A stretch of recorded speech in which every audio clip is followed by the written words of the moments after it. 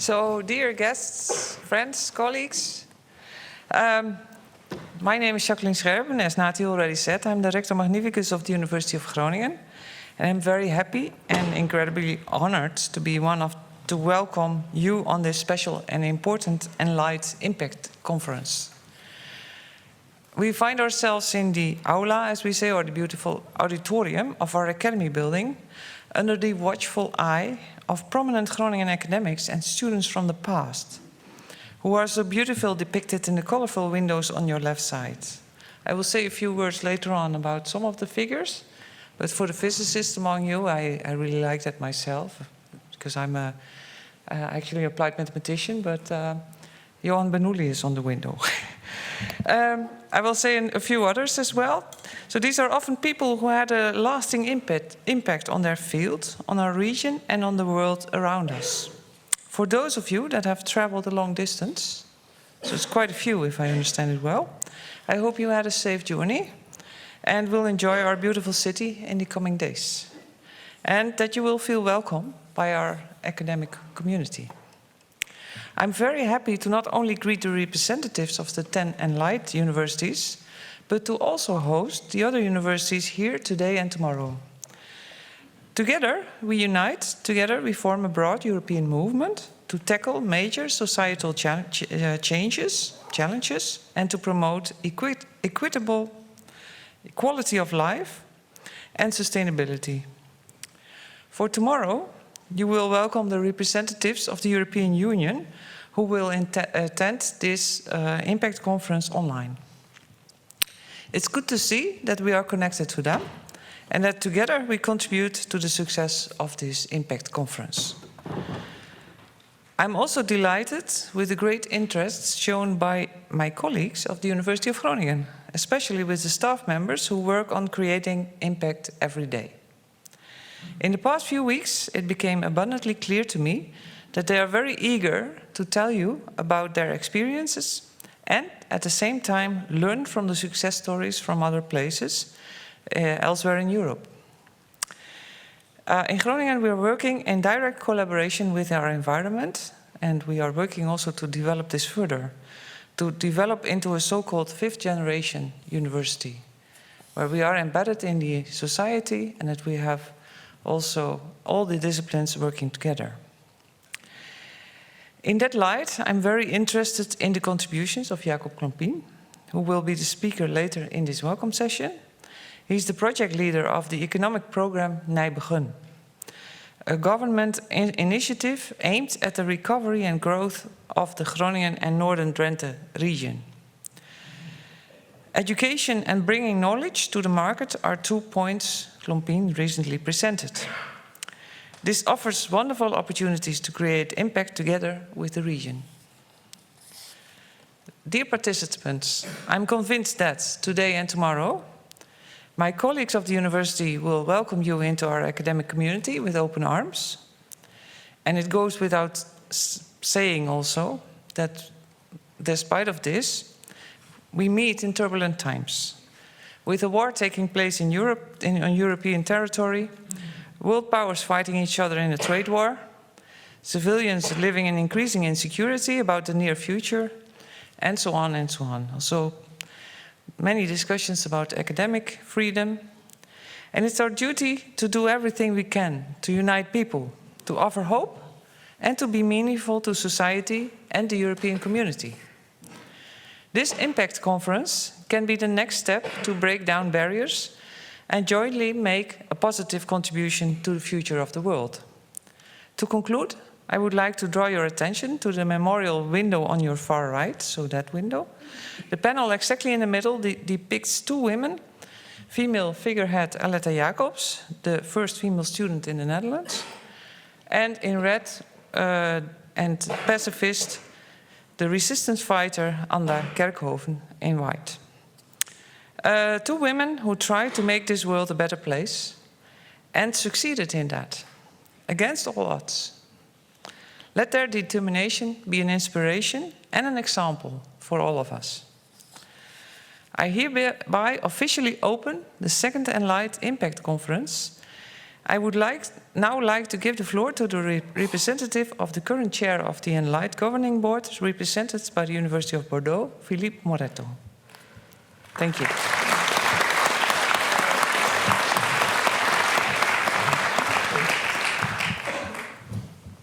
Thank you.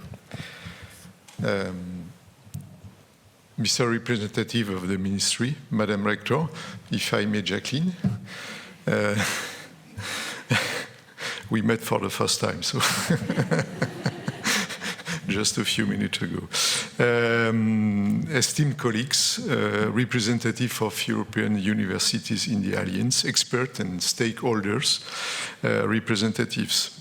It's my pleasure to welcome you to this ENLIGHT Impact Conference organized by the task force here at the prestigious University of Groningen. I have to extend my sincere gratitude to both the university and to the city for welcoming us today. I must also convey the regrets of University of Bordeaux's president. You say that actual Alliance Chair Dean Lewis, who unfortunately could not join us for this significant event. Allow me to begin by reaffirming the ambitious vision of our Alliance. This word were in the presentation of the introduction of the document of this Impact Conference. I read, ENLIGHT aims to undertake a fundamental transformation of European higher education to empower learners and globally engaged citizens with state-of-the-art knowledge and skills while synergizing our research and innovation potential with and for our societies. What a profound and inspiring mission we have. At the University of Bordeaux, I have the privilege of coordinating the Science with and for Society. It's a label, SAPS, awarded by the French Ministry of Higher Education. These initiatives champion citizen science, particularly public participation to scientific activities, and fosters scientific awareness among younger generations. Additionally, foresee the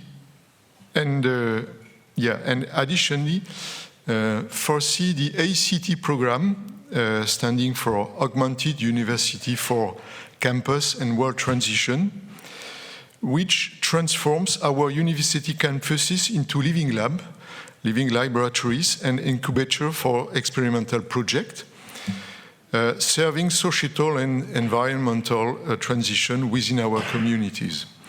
These programs not only strengthen the University of Bordeaux's societal commitment, but also advance our collective objectives within the ENLIGHT Alliance regarding the public engagement. We have established a robust partnership with Bordeaux Métropole, which is part of the European Net Zero City Network, one of over a little bit more than 100 mission cities pioneering the path to climate neutrality by 2030. You see, that's very ambitious. It is no coincidence that Groningen is also among these leading cities. Through our collaborative network, we have developed a Acting by Collaborating Differently, ABCT project, with the city of Bordeaux, aiming at accelerating the impact of our societal dialogue. For instance, we promote transition meetings that unite stakeholders, communities, citizens, associations, companies, and of course, academics, to develop practical action, exchange knowledge, and cultivate collaborative expertise to transforming and to develop transformative projects. This approach enables us to contribute effectively to local initiatives and European network objectives, ultimately and scaling and accelerating the impact of the EU cities' mission towards climate neutrality. In this spirit, we are establishing a science shop at the University of Bordeaux for 2025. While we may not possess the extensive experience of the Northern European universities in this matter, and particularly the University of Groningen, whose expertise was glimpsed when meeting last year Henk Mulder in Bordeaux, and we discussed a lot on this matter. We are deeply committed to fostering this form of student engagement, you imagine. All those objectives align perfectly with the ENLIGHT dynamics I mentioned earlier. The global challenges confronting us are extraordinarily complex and interconnected. Our universities' contributions are essential, but must yield tangible benefit for society. We must therefore focus on assessing, evaluating, and demonstrating the societal value of our work. Funding bodies, policymakers, and the civil society, of course, expect us to translate our academic knowledge, teaching capabilities, and research expertise into meaningful outcomes. Impact stands at the core of the ENLIGHT mission of ENLIGHT and represent one of its distinguishing features. We collectively strive to foster an impact-driven culture within and beyond our universities by developing best practices in management, integrating impact in our core mission, education, research, innovation, and particularly society-oriented projects. We applaud the establishment of the Impact Task Force within ENLIGHT, which has developed vital initiatives, including a repository of research impact best practice and comprehensive toolkit for assessing the impact of education activities. Today's ENLIGHT Impact Conference brings us together to evaluate our progress with all the stakeholders, university, academics and practitioners. While we all have implemented assessment policies with academic indicators to varying degree, we still need to consolidate the coherence and the holistic approach of our major missions, encompassing, of course, education, research, innovation, and societal dialogue. So I wish to conclude by highlighting the exceptional richness of this conference with unique stakeholders from across Europe, renowned impact experts, practitioners, public administration representatives, funding organizations, European associations, and of course us academics.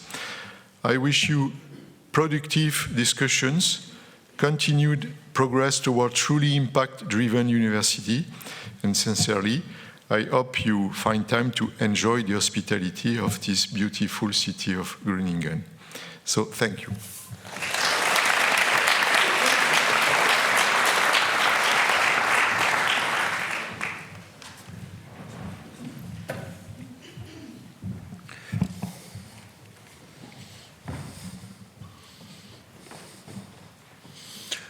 Good morning, ladies and gentlemen. My name is Jacob Klompien. I'm working for the Minister of Economic Affairs and Climate in the Netherlands, as well for the province of Groningen. It's a special place here because I never thought I would be here, standing, and not only listening in this room. So my wife said to me, enjoy your 5 minutes of fame. And I am enjoying it, really. I'm honored. Thank you very much. On behalf of our government, I wish you all a warmly welcome to the city of Groningen. We're we'd like to have you here. Almost a year ago, I was tasked with drafting an economic agenda for this region, the region of Groningen and the northern part of Drenthe. They gave me a lot of money, about 4 billion euros, unlabeled money, for economic plans for over 30 years. And next to that, also 3 billion for a social agenda. It's an honorary guild of the government to this region because we had a lot of trouble with the extraction of gas, earthquakes, etc. A lot of problem, a lot of socio-economics trouble. It is to ensure that the broad prosperity perspective of this region is up to the national average, because a lot of we have a lot of poorness here in the province of Groningen. It's not in the city of Groningen, it's more about 25, 30 kilometers around this city. But the city of Groningen is our motor for our economy. The challenge of this assignment is that we cannot predict the future. I read a lot about regional economic plans in the past, and they were going from A to B or from A to C, and they had plans for it. Perhaps they were smarter than I was. But now we are going from A to B to get to C. And more, and I know if Joost Franken is here in the room, but he told me, well, you're going now from A to an uncertainty. Is it B, is it C, or what is it going to be? And perhaps I noticed that we're not sure about position A. Where are we going to? And the innovation is going faster and faster.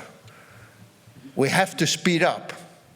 We don't have time to make plans anymore. I'm a banker before, and I don't like risk. And if I see risk, you're going to pay for it. But the uncertainty we have to deal with, that makes that we have to be adaptive. We have to be more adaptive than ever before. I don't know where we're going to. I just made a guess. That makes that the university, in this project we worked a lot together, the university helped us a lot. But the thing with you scientists is you like science. You talk about science. You come to Groningen to talk about science. But the thing is, it's not enough. Because our companies like to work with clients. They really love it. And they say, let the people in the university do science. And the governments, they like to make laws. They like to plan. But it's not enough. If we want to be adaptive, we have to work together, more than ever before.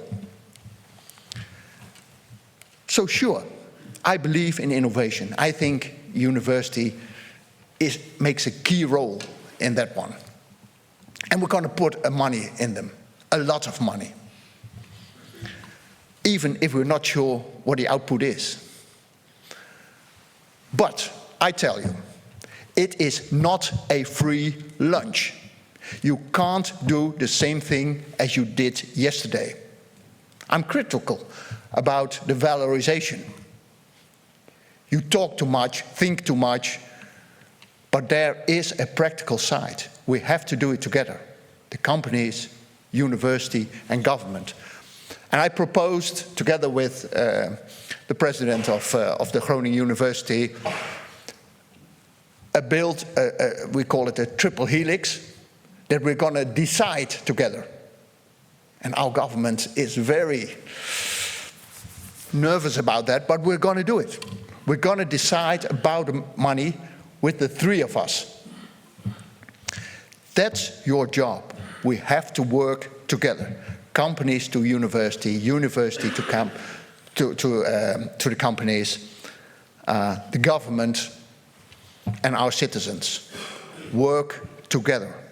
I wish you a very, very nice Congress.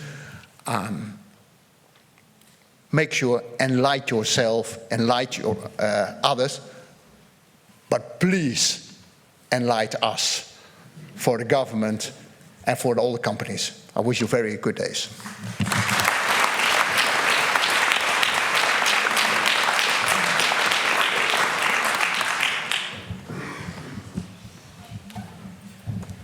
So here I am again, sorry. So I opened the ENLIGHT Impact Conference in my capacity as a rector, magnificus of the University of Groningen. I'm also a professor at this university, but I'm also a volleyball player. And this actually connects very nicely to what Jacob just said, because it's a sport in which it's crucial to work together, to score a point. So if you want to move forward, you have to work together. And imagine this room full of attendees as one big team.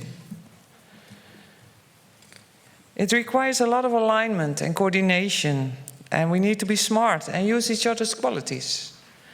That's very important. And with a little imagination, we can conclude that here, in this team of ENLIGHT universities and the partners of our network, we're doing the exact same thing.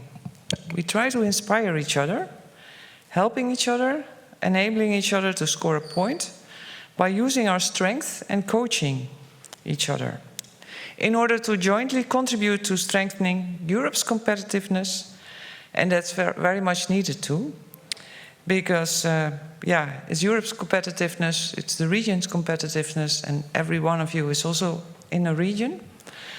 And as we have learned from Mario Draghi's report, which he wrote on behalf of the European Union, to stay competitive in the future, member states and the European Union need to make considerable investments in fundamental research, in applied research, in innovation and education.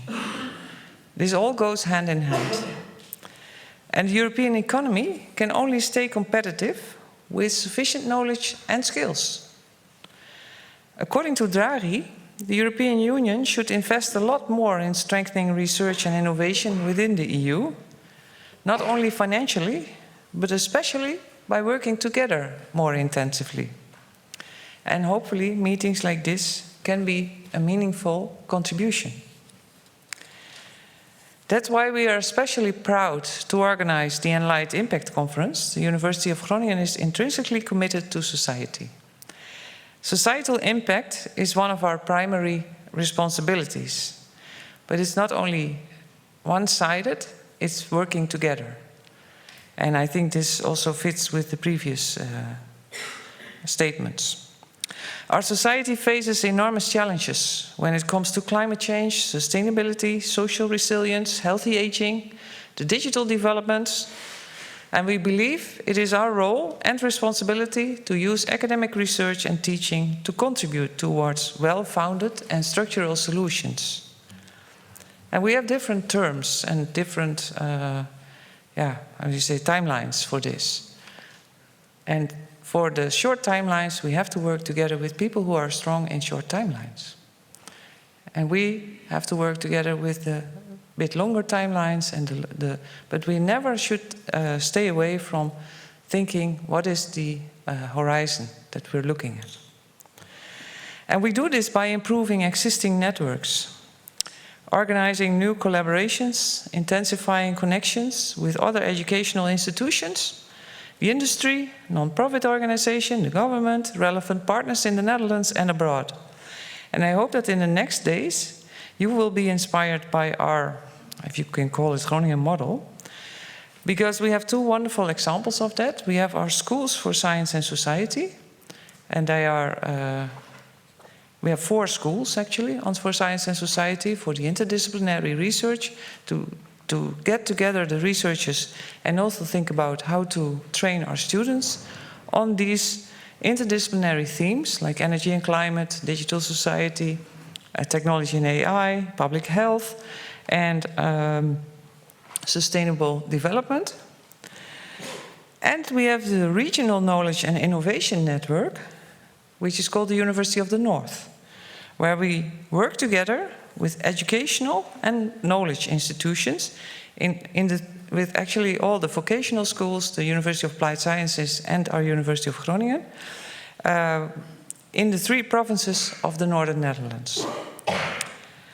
This conference focuses on integrating impact into all facets of the missions of universities, including education, research, innovation, and being of service to society. Through the lens of an impact-driven university model, participants explore strategies for breaking down barriers, promoting collaboration, and embedding impact into the daily work. I really look forward to the keynotes, the campfire sessions, and the participatory workshops, and all the fruitful discussions they will provoke. And I'm really interested to learn what are all the outcomes from these meetings. We know that the success of our partnerships starts with local meetings in Bilbao, Bordeaux, Bratislava, Galway, Ghent, Göttingen, Groningen, Tartu, Uppsala, and Bern, and in dialogues with other partner universities everywhere in Europe. Because we are convinced that we can create a larger impact together, because transitions transcend borders. Let us make sure to strengthen the right initiatives and show what we are all about. I urge you to use the upcoming days to share visions and experiences, to inspire each other, and to work as a team. Thank you.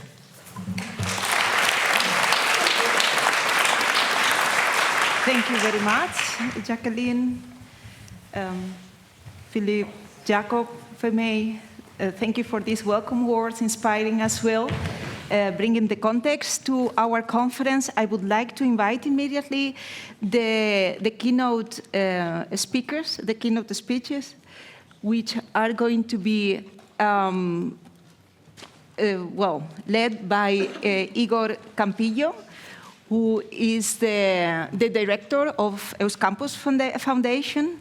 And please, if you join me here on the stage, there will be 2 other keynotes by Maarten Walvoort, who is the rector of the Scholierenacademie in Dutch, which we translate as pre-university college. You will see there the connection between university and stages previous to our university, and also Thomas Alef Christensen of the Novo Nordisk Foundation in Denmark. So please join me here on the stage, and Igor, I will transfer the session to you.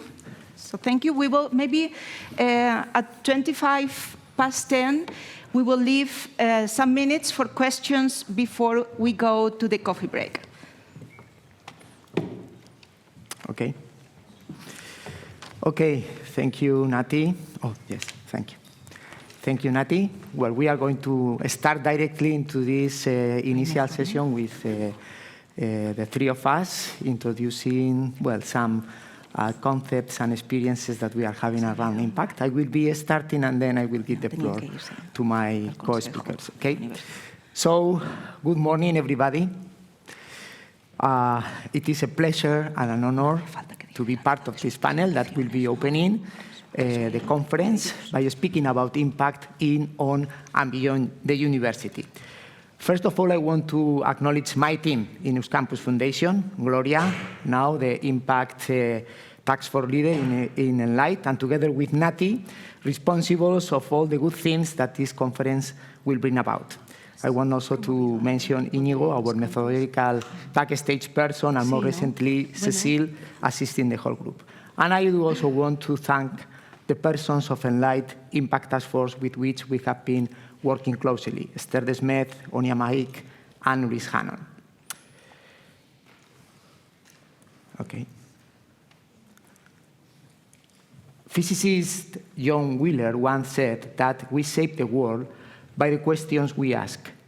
And as Professor Chris Brink from Newcastle University stated when introducing the civic university, there are two key questions that each university should be able to answer about its academic work.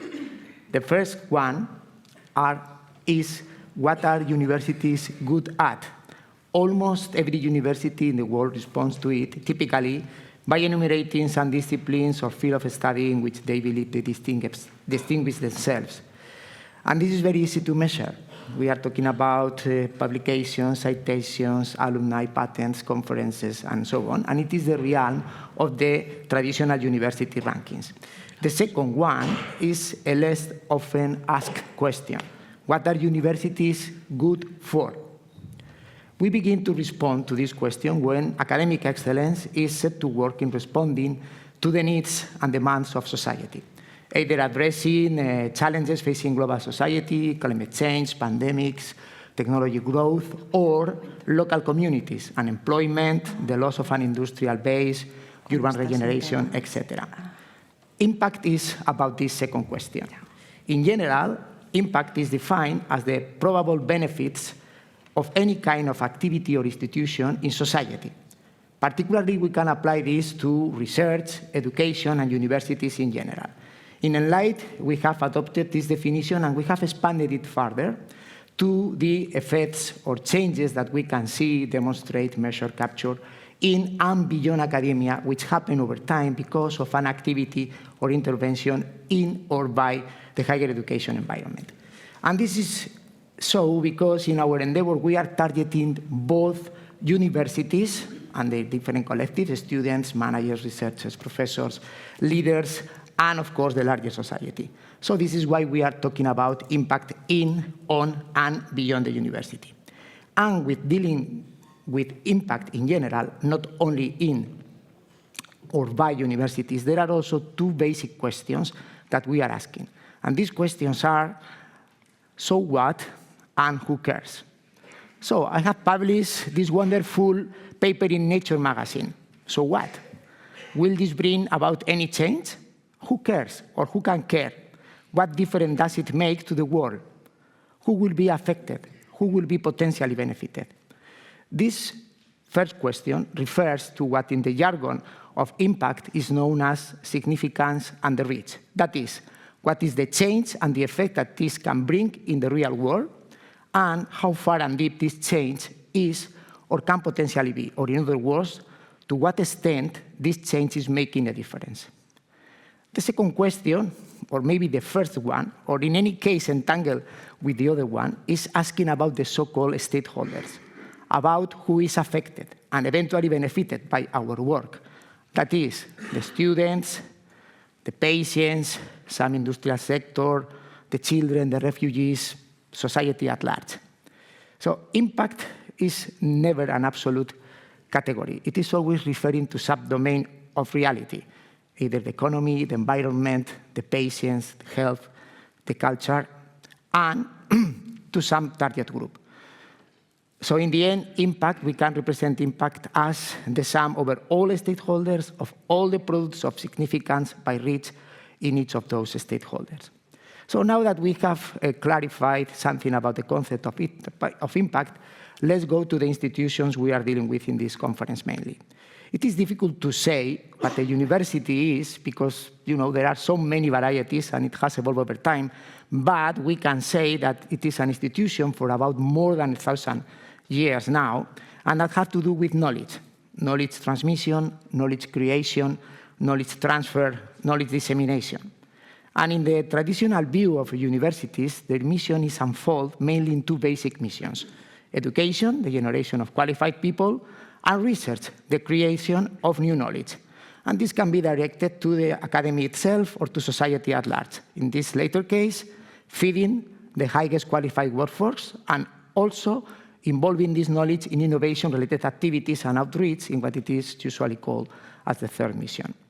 And here, let me recall something that clearly captures this representation. This is an excerpt from an open letter to the US Congress from the main executives of some leading technology companies in the US in May 1995. It is short and concise, as it is expected from CEOs, and they request the continuous support to research universities, which they see as a factory, as a foundry of potential new technologies and of well-educated scientists and engineers.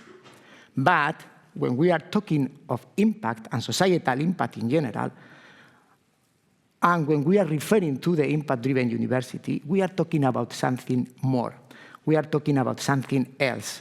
I don't have time to expand on this, but we can say in a very condensed way what an impact-driven university is. It is a radical change in the mission of universities, moving from knowledge producers and transmitters towards untapping the potential of knowledge as a transformative force to tackle the complex transitions, as was mentioned by the rector, of our society by co-creating knowledge and value with local stakeholders and becoming globally engaged change player. So, in a sense, it is moving from being self-centered institutions focused on just academic and canonical excellence towards working for society, fostering transfer and entrepreneurship, and eventually for and with society in an engaged civic operating mode to foster both locally and globally prosperity, well-being, equity, cultural shifts, sustainability, etc. And to provoke this shift in the mission, it is essential to combine committed leadership and clear strategy with capacity building to first raise awareness for impact and disseminate impact literacy in our institutions, and second, developing impact readiness, which altogether ultimately will lead to a new way of being in which a culture of impact is institutionalized in the universities. In the same way, this combination of ingredients, strategy, leadership, and capacity building must allow us to move from just doing impact assessment to provoke impact management. Impact assessment is the identification, measurement, evaluation of the changes and effects in different stakeholders over time. It typically occurs ex post, and it is used to communicate the impact, to secure more funding, and to legitimate the existence of an institution or the opportunity of a project. But it shouldn't be the ending point. In fact, we can embed it into something larger, impact management, which is related to building long-term strategies rather than short-term responses to external pressures. And it procures the alignment of institutional incentives with impact goals. It is about assessment, yes, but also about planning for impact in a circular and iterative ex-ante ex-post process guiding the decision-making. It needs, of course, clear and strong leadership in the institution, and in a sense is a shift from compliance to culture. And this is what we are doing in ENLIGHT, particularly the mission of the Impact Task Force. It is to help our universities and Alliance to build an impact culture.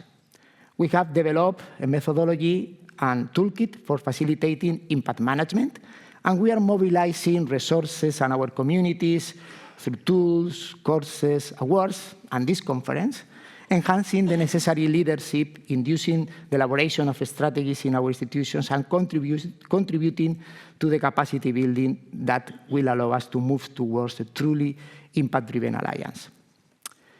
Okay, I am just entering the last part of this short talk. Not exhaustively, I want to mention something that we are facing in ENLIGHT and about which we are having an increasing discussion, both in the Impact Task Force and in the organization of this conference. And particularly, I'm referring to the differences between when tackling and addressing the impact of research and of education. We are all familiar with the impact journey, as you can see, that we typically represent as a linear process encompassing inputs, activities, output, outcomes, and impacts. And in this journey, we can differentiate three different stages of domains. The domain of control, that contains the activity and the outputs, where the research and education typically happen. The domain of influence, the outcomes, what we are aiming for with our activities. And the domain of less direct or essentially indirect influence, which is the impact, what we are hoping for. And in moving from the area of control to the area of influence and eventually the area of impact, we engage with non-academic stakeholders who will be influential in delivering the outcomes and the impact or directly affected by our activities and outputs.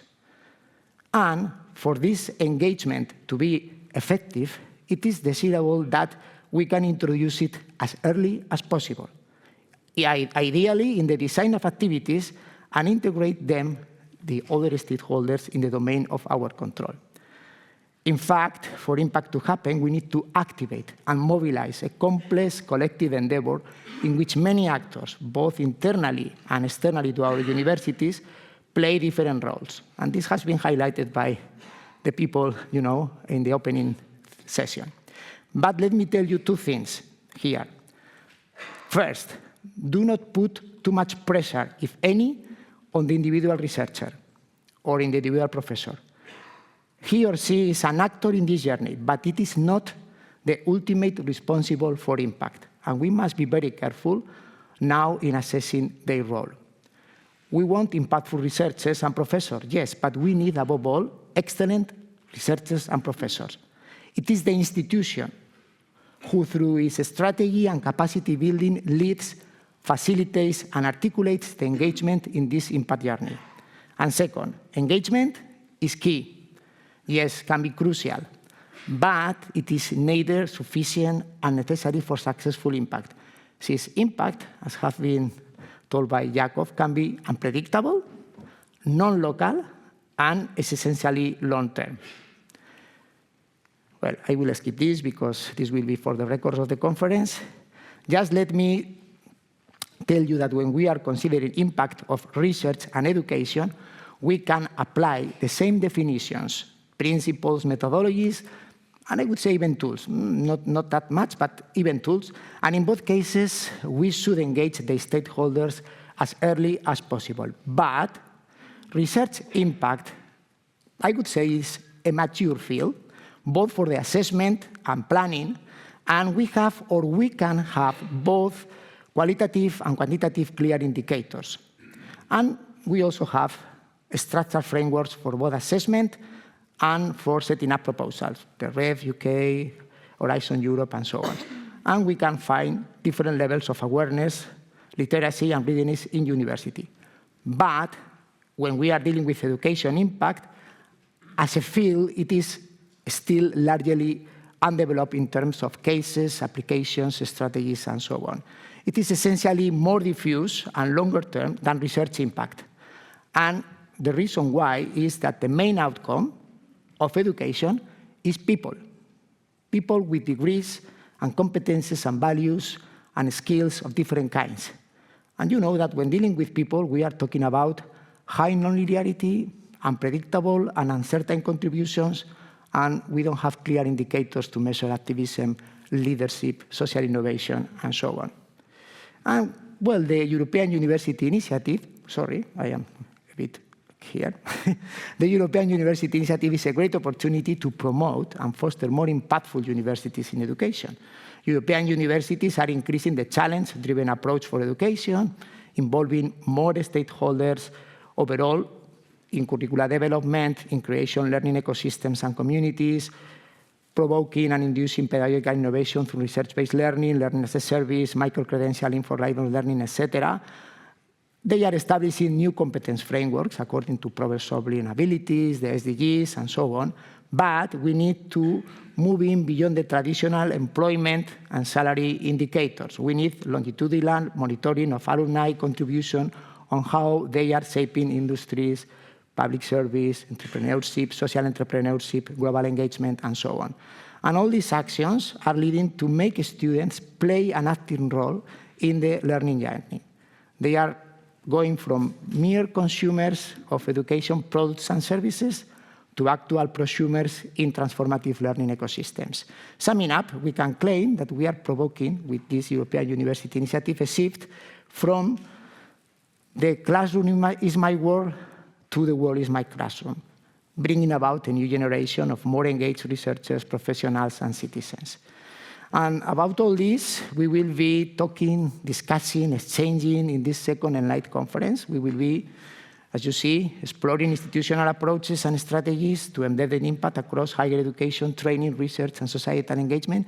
It is about breaking down the barriers and silos between all these different activities. We will be in the campfire sessions and workshops discussing methods and tools for planning, assessing, and maximizing the impact of university activities. We will be showcasing impactful university initiatives. We will be knowing also how European university alliances are generating impact from the perspective of stakeholders and how we are transforming the European education area from the also. And above all, this is about facilitating and enjoying networking and collaboration among peers, among impact experts, practitioners, academics, and management staff. And I will finish with a final thought. Remember the two questions with which we started. What are universities good at? What are universities good for? Now, we have an increasing number of universities participating in different so-called impact rankings. But please, not make the first question more important than the second one. We do not only want universities that are good at impact. What we really want is truly purposeful and impactful universities working for and with society. So thank you very much.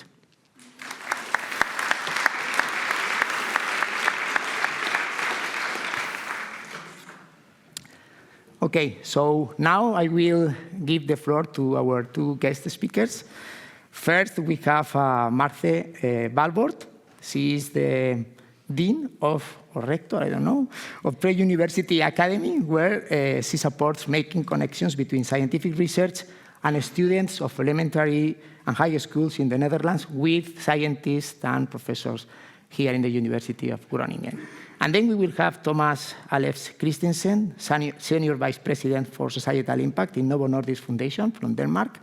And it is a great pleasure to have him here because we also need to have, the perspective and the views and the look from the outside world, from someone that doesn't come from university, and that can give us, a different flavor to all that we are doing. And this is about breaking barriers, about breaking silos. And I think Novo Nordisk, it is one of the leading pharmaceutical companies in the world, and I think the Novo Nordisk Foundation, it is trying to bridge this gap between university, society, company, the company itself, and promoting university business cooperation for the common good. So I think we have two perspectives, one from more academic perspective and another one from the real world, the world outside academia, okay? So Marthe, the floor is yours. Thank you, Igor.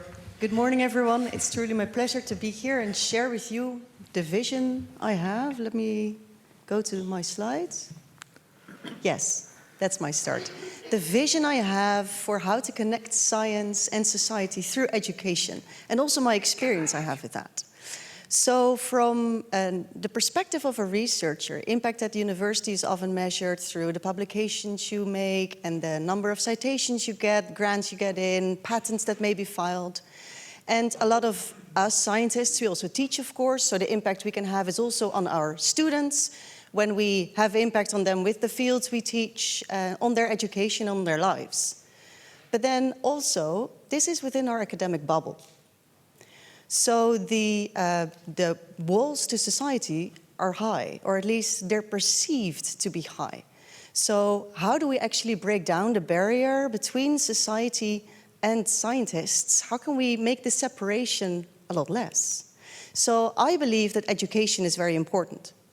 And this is the solution, I think, to connect these two worlds together. And in my 20 minutes I have this morning, I'll explain to you two examples. So one from my own perspective, from my own experience that I have, and one from the Pre-University Academy, which is an organization here in Groningen.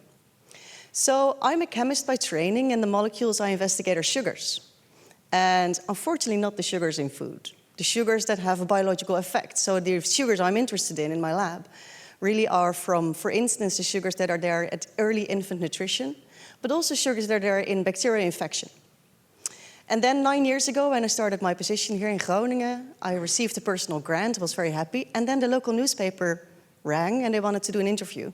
And it was very difficult for me to actually explain my story and the science I do to the general audience. And it forced me to make a story on sugars that actually was also impactful for the general audience here in the north of the Netherlands.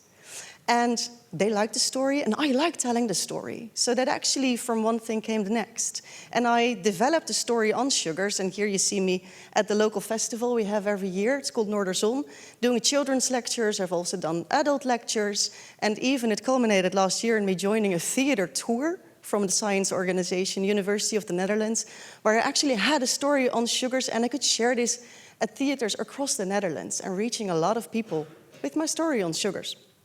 So then I also was thinking, how can I make this more, not professional, but also more established? So instead of just joining whatever initiatives that came around, can I actually think of a way to have a story and actually reach a larger audience in that way? And then oftentimes inspiration comes from close by. So I was watching these shows with my kids, and you may have them also in your country, like the British Bake Off, Cupcake Cup we have as well. And actually it struck me how normalized we talk about all the sugars that's in our food, in baking, and all these kids are watching these shows. And it struck me like, why are we not more normalizing sugar-free baking? And of course, my chemical heart also started to beat, because sugar-free baking is quite difficult. But of course, there's a lot of chemistry behind baking. So then my whole project idea of the sugar-free baking came, and then the ideas I really wanted to convey in this project were to tell the truth about sugar, because a lot of misconceptions are there around sugars, to create awareness about the sugars we have in our foods, of course, but also to inspire people to substitute sugar for a more healthy alternative. And then there was this science communication grant I stumbled upon, and I applied for it, and we got it. So then also there's money, so we can actually start this whole project. And the mission we now have in our project, and I'll explain a bit more in detail, is to inspire kids at the primary school level to do something without sugar. So basically to look at alternatives, but also I have a mission to help students, the more like mature students, the 20+ students, to actually have a story with impact, like I do basically. I really enjoy it, and I know students also would like to do it, but there's oftentimes not an opportunity for them to have a story with impact. So I also want to have the next generation of people that can have impact. So I'm just a simple chemist in a sense. So for this whole project, I needed to collaborate a lot. So I made a large network. And well, my initiative is called Slim Smullen, which basically translates to smart snacking, I would say in English. And at the University of Groningen, I collaborate with data scientists, but also with people from what we call Science Links, organization with a lot of network in the north with schools. So also the University of Applied Sciences, they have a lot of expertise in food science, product development, diet, and also healthy aging. So I collaborate with them a lot on the food part of it. Then also at the University of Amsterdam, there's a food and nutrition specialist. So he also has impact here. And then I also collaborate with the municipality health services here in Groningen, because there's a lot of initiatives already to get schools with programs on healthy food. So I also wanted to see where they actually are holding back and how I can help each other as well. So I also have somebody from a very famous cake company in the Netherlands in R&D, because they are working a lot on trying to find good recipes without sugar. So we inspire each other in this way. We also collaborate with the more vocational education programs, because there's baking schools, but also teaching assistants. And if they know more about this topic as well, that could help. And then finally, of course, our knowledge users, basically the end users of what I want to make, like a teaching package. I want to bring this to schools, so I work together with schools and daycares, actually just from my own kids for now. Because of course, that's a great way to start. If you want to make impact, start small. So what did we do since we got the grant and we started? So for instance, last October, we joined just with my colleagues. I was like, okay, just join me to the science festival. We're going to do sugar-free waffle baking. So there are the kids, and we baked hundreds of waffles. They didn't know which batter they chose, batter without sugar or with sugar, and can you taste the difference? So they baked them themselves and then tasted it. And of course, there's a 4-minute waiting time. So in these 4 minutes, they did a little game of, can you guess how much sugar is actually in your drinks or in your food? And that was a huge success. It was great. So, and at the same time, I'm developing this teaching package, which I want to bring to the schools. So we focus now on low grades and high grades. So basically 4 to 6-year-olds, they don't read yet. And then, of course, the 10 to 12-year-olds, they do. And in this teaching package, they get lessons on what is sugar, why do we like sugar so much, what does sugar actually do in your body? And then the thing I really like the most, because there the experimenting comes in, the fourth lesson is a baking workshop. So the students I have in my sugar-free community, as I call it, they will go to the schools, bring all the supplies and go for sugar-free baking. Because if you can't use sugar and you do want to make something that tastes nice, what do you actually use? And we focus mostly on fruit and vegetables to substitute sugar and then spices and everything. So also we're collecting data in this program. For instance, what do kids bring to school in terms of drinks? And what do students actually know about sugar already? Is there an impact of the teaching package? At the end, do they know more? And also, what is the best sugar-free recipe? Because we'll get, hopefully, hundreds of kids trying out all these different things. They are really starting to experiment without sugar. And then what kind of recipes will be the best? And then for my the second challenge, of course, there's this just sugar-free community. The goal I have to educate people for the next generation to have a story with impact. So the first cohort of the sugar-free community just started. You see them here photographed on the steps here below. They had a training on how to tell a story about sugar or their own experience and lead a workshop for kids in schools. And then we also tried our first workshop on sugar-free baking at the IMC Weekendschool. And that's an organization where you have weekend lessons for children from disadvantaged backgrounds. And it was a great success, but it was so chaotic. We learned a lot from it. Because, of course, you can just put in whatever you want. We have to be a bit more strict, I think, when we go to do this with the kids. But it was a lot of fun. And then also a bit more of the waffle baking at a recent festival. So actually, the first lessons will start next week. And the first baking workshop will happen in 2 weeks. So I'm really, really curious how the kids will like it and how we're going to develop this teaching package further. So just one more thing about Slim Smullen. Because whenever I started this initiative, I also attracted a lot of attention and ways to actually disseminate my story. So here you see me giving children's lectures, but I've also featured in a very Dutch children's show on science topics. So I was in Klokhuis. And that was a great experience also to share the story. I did YouTube videos on chemical cooking, so the chemistry behind cooking, and also in their local newspaper on sugar, and also in the Kijk magazine, that's a science magazine. And why do I share this? Not to say that I'm famous, because of course I'm not, right? But if you want to make impact and if you want to have your story heard, you have to build a network. So if you want to support scientists to have impact, then using a network of editors, science journalists, anybody that can help you get your story out, that is really helpful, because scientists like me, we don't know where to start. So if you know how to get your story heard and indeed reach a large audience, that's really, really helpful. Okay, and now to switch gears to the Pre-University Academy. So the Pre-University Academy is an organization here in Groningen. You see here the core team. Several of them are here today as well. So the mission of the Pre-University Academy is to stimulate scientific literacy and aspiration within children in the region here, so the north of the Netherlands. And we feel this is really important, that young people already understand early on the value of science. And just for you, if you don't know where you are, in Groningen, we're very far away from the rest. Here you see, we are there at the top. So we have 13 universities in the Netherlands, and we are so isolated in a way that also means we have a large range of people and kids that we can reach with our aspirations for get them to have the scientific literacy. So why do we do this?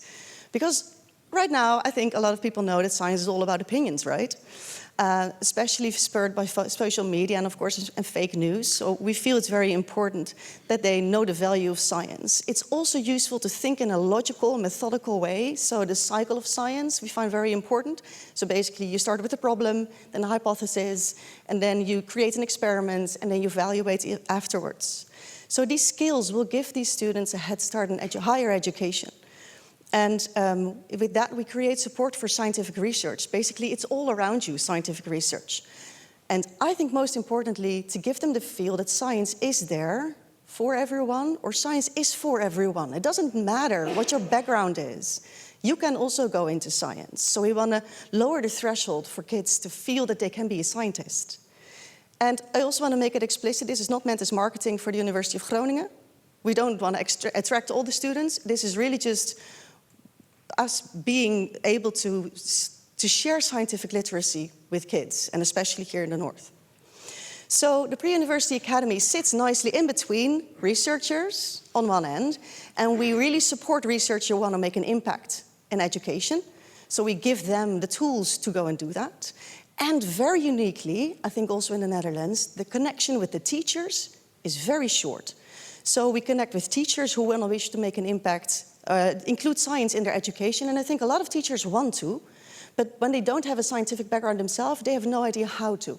So I think it's great to have this close connection, and the connection is even closer than it seems on this slide. I'll have it on the next. What do?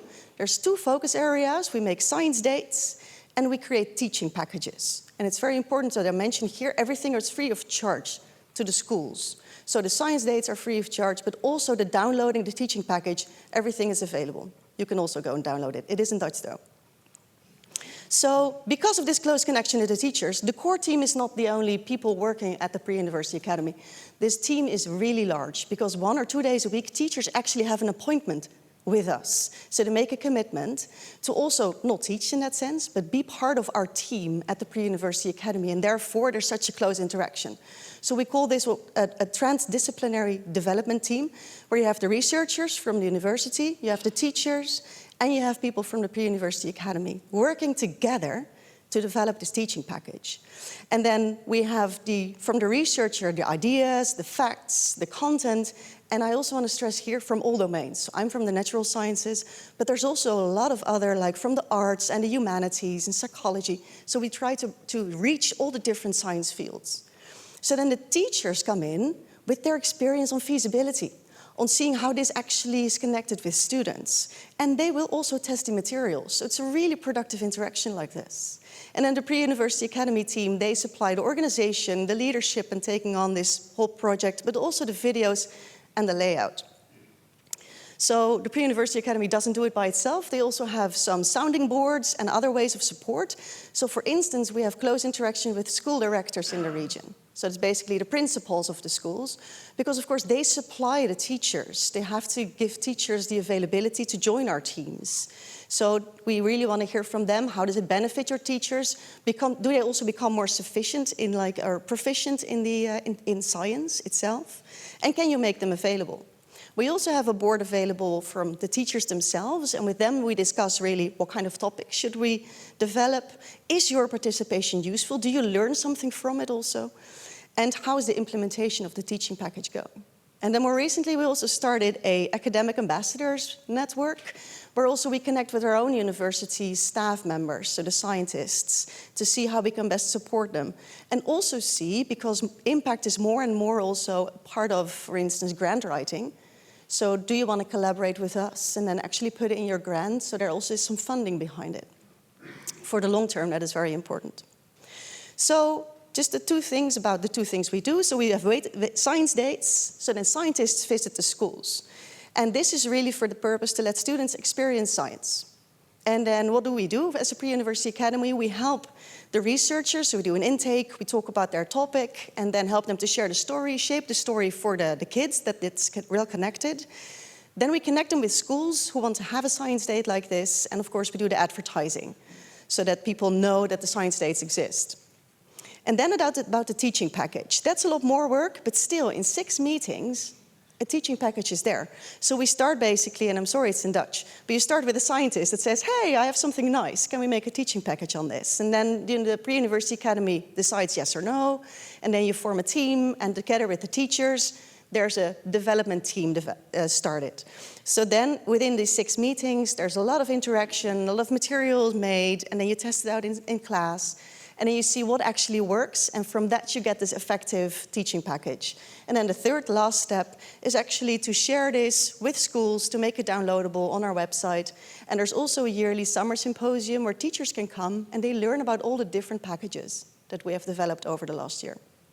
Just to show you what it then looks like, basically there's a science escape room, that's the top left, just about science in general. So it's also very interactive. The middle one is one on physics, on electromagnetism, and the right one is on forever young, how do you age, and how do you age in a healthy way. So a more recent example is this one, and for the last few minutes, I actually would like to challenge you to think about microplastics. because this is a teaching package on microplastics. The title is Microplastics Magnified. It's developed in collaboration with Barbara Melchert, a professor at the UMCG. And I'm just going to share with you a few things about this teaching package, just to get you a feel of what does it look like. So for instance, please think with me. Plastic is part of many things. So take a few seconds and think for yourself, what is actually now in my surroundings made of plastic? So maybe your clothes, your shoes, the chair. Don't know if plastic existed when the chairs were made. Your bag. Because it's interesting if you think about microplastic. If you take a minute, then, So next one. Why are so many things made of plastic? Do you know? I mean, I'm not going to give the answer right now. You can talk about it over the coffee break. And then also, these teaching packages, of course, are not just me sending and you thinking. It's also interactive. So I really would like to invite you now all to please stand up, because I have a few propositions for the last few minutes. So please, if you could all stand up, because we're going to talk about microplastic, and I just want to see how much you know about microplastics already. So I have 3 of them. Bear with me. So microplastic only originates from plastic bottles and packaging. If you think this is true, you can stay standing, and if you think it's not true, you can sit down. So microplastics only originate from plastic bottles and packaging.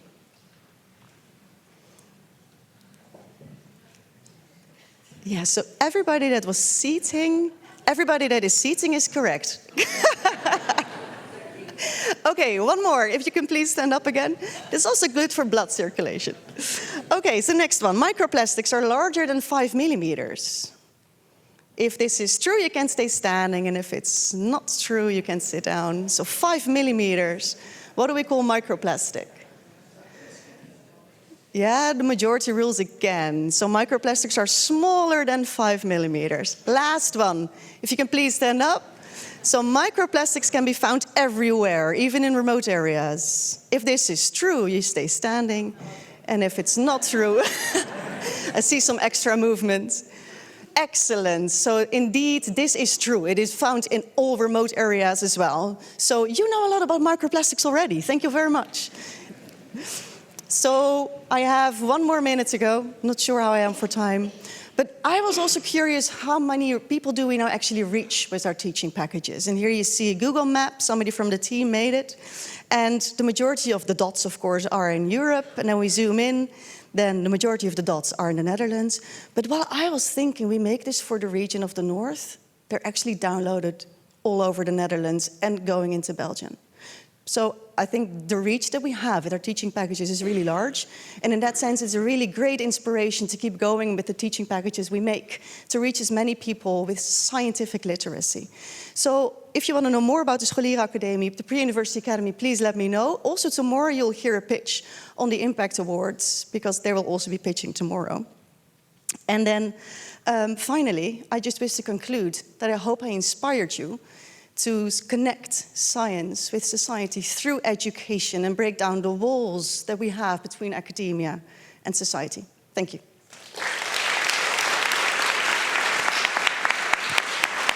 Now you can. No, I think you can.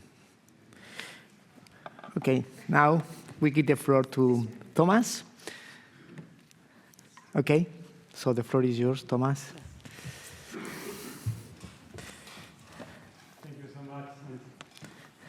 Thank you for the energy we got from you. Excellent.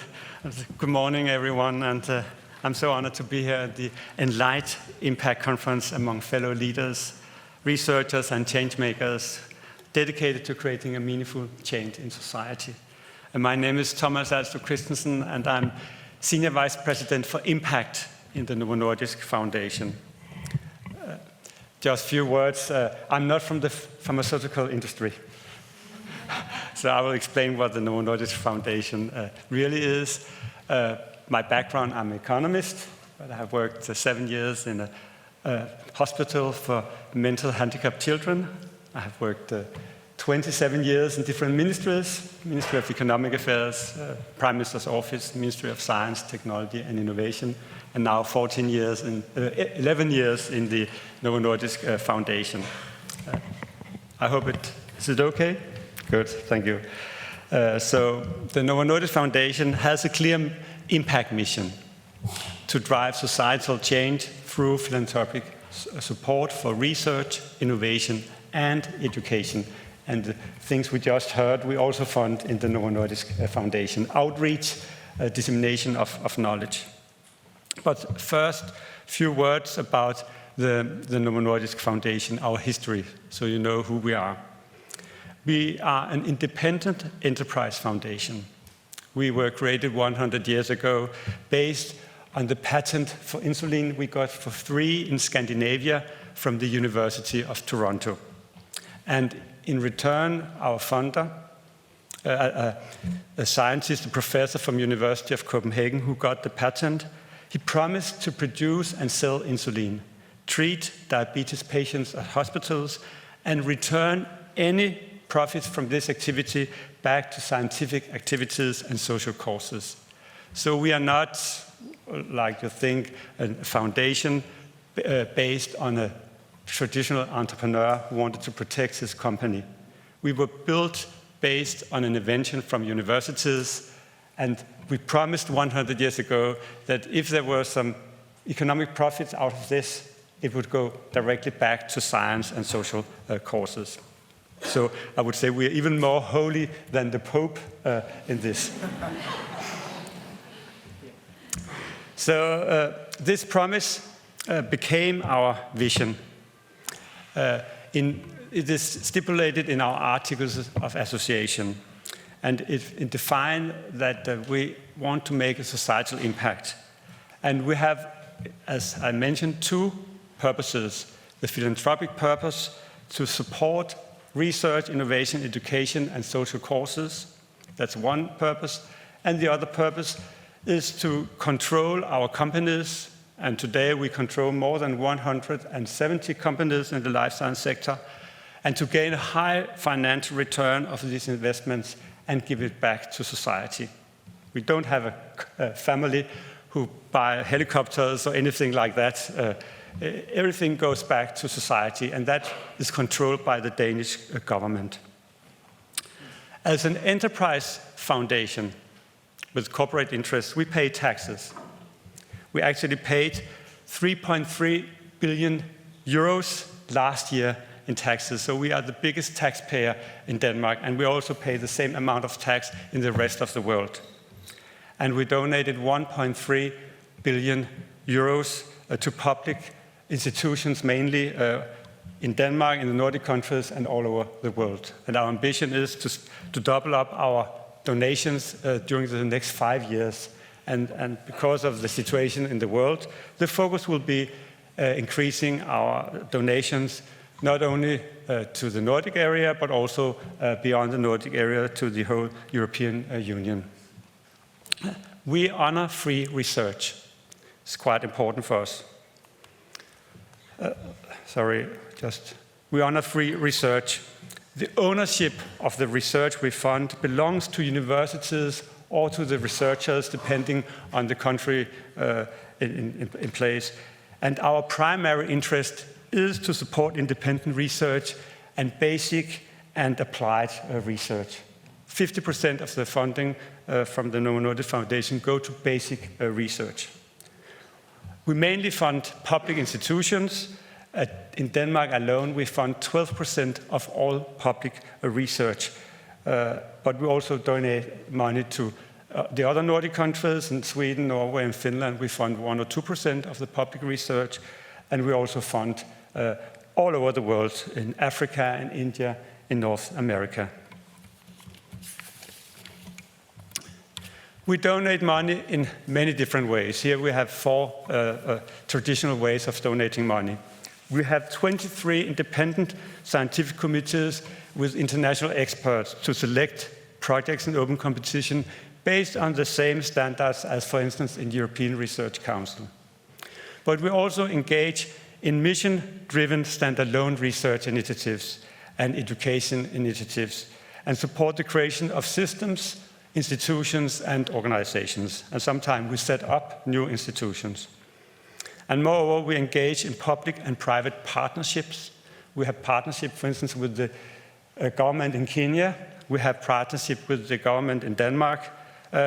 And we also have partnership with UN organizations like UNICEF or World Health Organization. And finally, we support impact investments. In our strategy, we focus on health because of the history of our foundation, but also now on sustainability and on the whole life science ecosystem. You can also call it the knowledge society. We encourage research institutions and researchers to use our funding to create societal impact within our 12 mission themes, as you can see here. So we are not funding everything, but we have focus in order to have a societal impact. At the Novo Nordisk Foundation, we believe that impact is not an abstract concept. It is a guiding principle behind everything we are doing. From our scientific support to hospitals, social causes, or humanitarian aid, our ambition is to ensure that every initiative we fund delivers tangible benefits for society and all people. We focus both on intended and unintended impact, but also we know that there can be negative impact as well as positive impacts. We look at expected impact, but also should be aware of unexpected impact. And then, of course, we try to trace impact both in the short term, but also in the long term. We all know that achieving and measuring societal impact is not as straightforward. It's a complex, and there are many different perspectives on the purpose of research and on which societal impact we should measure. At the Novo Nordisk Foundation, we have developed a structural approach to impact assessment, theory of change, data collection, and impact assessment. And I understand coming here and speaking about that is like speaking to an open door, and thank you for that, because I was really impressed by the program and the themes you're going to discuss during this. So I hope I can give you some new input to this, because it seems you already have applied the same model as we are doing. But we want to ensure that research both advances knowledge and is used so it creates changes in society. To guide our work in the Novo Nordisk Foundation, we have developed 9 impact principles. These principles help us to focus and ensure that our funding leads to broad systemic change. It also defines our ambition regarding creating societal impact. As you can see, the principles focusing on fostering talent, especially research talent. We support every year approximately 5,000 PhD students with funding all over the world and postdoctoral fellows. We also support systems and institutions, and we want to stimulate research collaboration. But looking at the output, we also want to create excellent research and innovations, develop sustainable solutions for society and new technologies. And finally, the ambition is to have job creation and sustainable growth, but also develop world-class education system and help people in vulnerable settings. All this we try to measure in our annual impact report and also in the projects we support. We are, of course, aware that our funding does much more than support research. It transforms individual lives, it changes institutions, it has an impact in the different sectors, or it has an impact on the wider society. And many of us in the research or funding sector, we face the same common challenges. How can we measure it? How do we define impact and trace impact over time? How do we document impact in our initiatives? And how do we prepare for maximizing impact of our efforts? Impact is and should not be an afterthought. It should not be something we do ex post, but it's, as we saw, ex ante reflections is very much appropriate. We try to embed impact into the funding decisions and initiatives already from the very beginning of all new thinking. It's not all new projects, but all new thinking or ideas. This, of course, requires a robust approach to research planning, organization of research initiatives, the use of the theory of change, ex-ante evaluation, evaluation planning, and much, much more. And it needs to be concrete. We need to be able to work with it. It should not be words only. So all these things are summarized in what I call the ENLIGHT way of impact management. And as we saw, impact management is a very broad concept.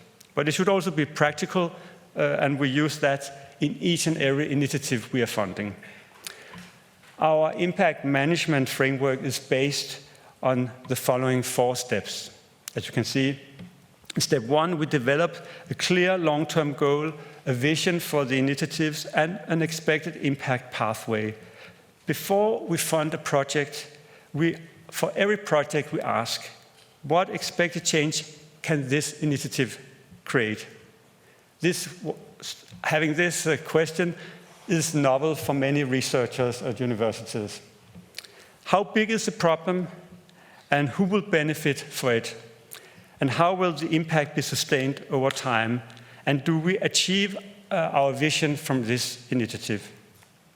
Secondly, we use the well-known logic model frameworks to define and measure progress. We identify possible changes and success factors all the way from input and activities to output outcome, and if possible, to societal long-term impact. In our logic model, we apply the well-known theory of change to define these output outcomes and impacts. And we try to draw the pathway to impact. But between the different levels, there is, because it's a theory, assumptions. So we also try to define what we call impact markers. So if we move, for instance, we have delivered a research output, novel research has created new insights. In order to have an impact in society, it needs to be used. So the assumption from going from output to outcome is very important. And we call it the impact marker, that we actually also try to measure and monitor what is between. Does the assumption about the pathway, the change, does that hold true? Or what can we do to accelerate the change? Thirdly, based on the logic models, we discuss how we identify and monitor changes. And we develop data models. And fourthly, we make a follow-up plan with data collection, monitoring, and evaluation. So we make a concrete plan for the data, or some people call it key performance indicators. I'm not so happy about using that because it's too management, and we don't think we are in a company. But the performance indicators are still very important. So we make an agreement with researchers to collect data from all our initiatives every year. And this year we actually collected data from 3,500 grants, active grants. And we also ask grantees to report up to 5 years after their research project has been ended, because a lot of research output come after research has been done. By integrating this impact thinking into every stage of a research cycle, we move beyond traditional academic metrics to focus on real-world change. This method we use for all our programs and for all applicants, when possible. Of course, not for the very small projects. It has to have a certain size. But for the small projects, we ask researchers themselves to do this theory of change, while for larger projects, we do a co-creation. As you can understand from what I've said, we take a structured and systemic approach to impact, which is grounded in our 9 impact principles, and a robust impact framework where we integrate theory of change and logic models into all our initiatives. And which is very important, we have systematic data collection for all our initiatives, and we use platforms like ResearchFish, and we have stakeholder dialogue. We engage continuously with universities, researchers, policymakers, and industry. And also, of course, citizens, depending on the initiatives. And then we engage in co-creation with universities and researchers when we develop new initiatives. Measuring impact requires a comprehensive and long-term approach to data collection. It is difficult because stakeholders have different definitions of what impact is. Probably we cannot agree what do we actually mean by impact. And I know this from discussions with many other private foundations. We have totally different definitions. So we need to discuss that. And there are also biases in thinking and focus. We have these unknown effects, and very often a wish among grant holders to only focus and report the intended and positive impacts. But that is not enough. And then data is also always insufficient. Comprehensive data on all potential impacts might not be available or measurable, and we have to accept that. And we have complex societal systems which make it difficult to trace impact directly to research. And finally, we have limitations with respect to the methods we are using. We and you as researchers know that different methods might yield different results. But having focused on the challenges does not mean that we should give up. The case of why we should plan, and I think it's important to do planning of research and assess societal impact of research is much stronger than the opposite. The solutions to the many societal challenges can only come from curiosity, thinking, research, development, innovation, education, and implementation. At the Novo Nordisk Foundation, we started with the impact management frameworks only 4 years back in 2021. But we will continue to refining our impact management approaches because that is something we constantly should look into. Does the theory of change work? How can we be better to forecast impact? Although we cannot foresee what happens in the future, we can try to plan for change. As we know, impact is not a linear path. It is a dynamic, evolving process that takes time, sometimes many decades. It requires vision, collaboration, and accountability. Today, we have the benefits of the fruits of research which was conducted for more than 100 years ago. Other times, it, of course, might go faster. By working together and create an impact culture among funders and researchers, we can increase the likelihood of transforming research into a powerful engine for societal progress. But we should always remember and respect the different roles and perspectives of research, which also contains the creation of novel knowledge, the search for truth, and the understanding of the world we live in. Not all research can be used immediately, and not all research might lead to new insights or better insights. In conclusion, I leave you with 3 key challenges. As you can see, I have made an AI picture. So I ask, you had very strong instructions to me because I had a slide deck and I only were allowed to use that. So I asked ChatGPT to help me making the last picture. I hope it's okay. Good. It only spelled Copenhagen wrongly, but so I had a lot of discussions with the ChatGPT, but they couldn't find out to spell Copenhagen right. As you can see, it's called Copenhagen, but that's so it might be that's the name of a shop. I don't know, but I will leave you with 3 key challenges to universities and researchers like you. Integrate impact thinking into your research culture and ensure findings translate into real-world applications. To funders and policymakers, move beyond traditional academic output metrics and focus on outcome and tangible societal benefits. And to all of us at this conference, working together to foster a culture of impact literacy, ensuring that researchers, institutions, funders, and society together will deliver lasting change, but also respect the role research can have in our society beyond societal narrow impact. My homework will be continuing the effort to improve our impact management framework, evaluation systems, and the impact culture in the Nordic countries. So I wish you an excellent conference. Thank you for your attention.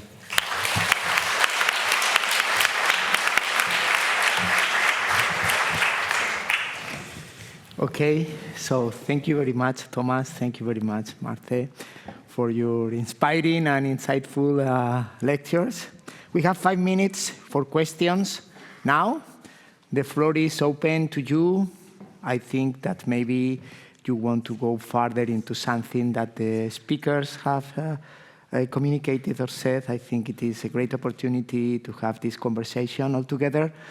So I encourage you to raise your hand, make a comment, ask a question. Okay, here we got the first question.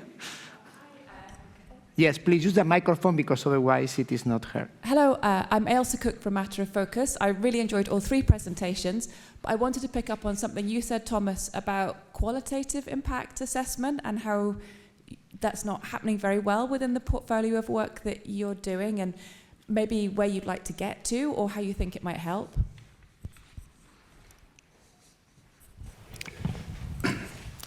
That it's sometimes easier to count traditional metrics. And we're really struggling to go beyond that, to get the good impact narrative. So we have every week, we interview researchers to talk about their work, like we have just heard. What do they do when they do research? How do they disseminate? How does the new knowledge transfer into understandings among students, but also among policymakers, and how can they see the difference? So we try to follow the impact pathway from the very beginning of our funding and to the wider societal impact. But the wider societal impact can also be the presentation at a festival or in the media, and that is very important also.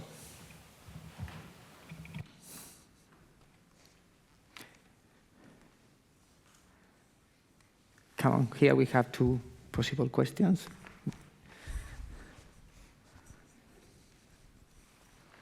Good morning. My name is Maika Valencia from Mesade Business School in Barcelona.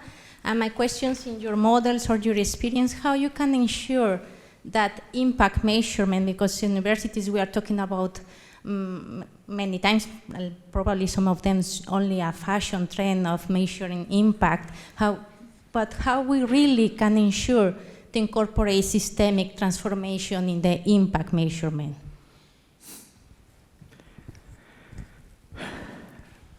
Maybe I can give a shot. Yeah. I would say we cannot assure it. We can have an ambition to have an influence, and we can have that influence through a dialogue with stakeholders when we award a grant to researchers who want to, for instance, to reduce CO2 emission, to identify new technologies. Then we take a dialogue with researchers, but also with the policymakers and others who are stakeholder in the pathway of change, because it's not enough to develop new technologies. They should also be adopted and used, and legislation should allow them. So it's a long way, but we, having this theory of change and impact planning, try to have this thinking in the beginning and also to have the right stakeholders in the big projects we are supporting. Then we increase the likelihood of having an impact. Do you want to add something? Well, maybe the only thing that, because you can't quantify, there's no reason to not do it. And I think we all agree about that. But the push to quantify makes it also quite difficult, because indeed, in assessing how academics excel, then the push for quantification of these types of efforts is really difficult. But it should not prevent people from doing it, because I think you do have this the rippling effect, that if it's more normal to have impact in this way, for instance, then people will start to value it, and maybe then quantification metrics will arise. Yeah. Just support this view, but also it's the good thing about working with researchers is that they know that it takes a long time to do research and to get new knowledge. It also takes a long time to get this knowledge adopted in society. When we fund a collaborative research project, sometimes it takes 2 or 3 years before the first output comes. And when I was in the ministry, I had a minister who thought if we are funding now, we'll get the result in 2 years. So having this understanding about policymakers, it takes time, sometimes decades, to make the right changes and not only some changes. That is very important. That was the reason I was happy to go into the Novo Nordisk Foundation, because we have this long-term perspective. We should live forever, so we can wait for impact, but we want to have the right impact. Yeah, I think we have to be very careful with this, because we can plan for impact, but we cannot ensure impact. So this doesn't mean that we don't have to plan for impact, but we have to be very much aware that sometimes it is usually out of our control, but we have to make an effort to direct our energy towards, moving beyond just the research itself, but being aware of the fact that this is a long term, and sometimes it is unpredictable, it is out of your control sphere, and you need eventually to engage many, many different actors, as we have seen in this endeavor. It is not straightforward. You do this and then you get that. Well, it's not that easy. But at the same time, we have to be, very much aware of the importance of addressing all this. And I think we are learning in the process. We are still, in an unstoppable process of become, impact-oriented institutions, but still we need a long path to go. Yeah. Well, there were several.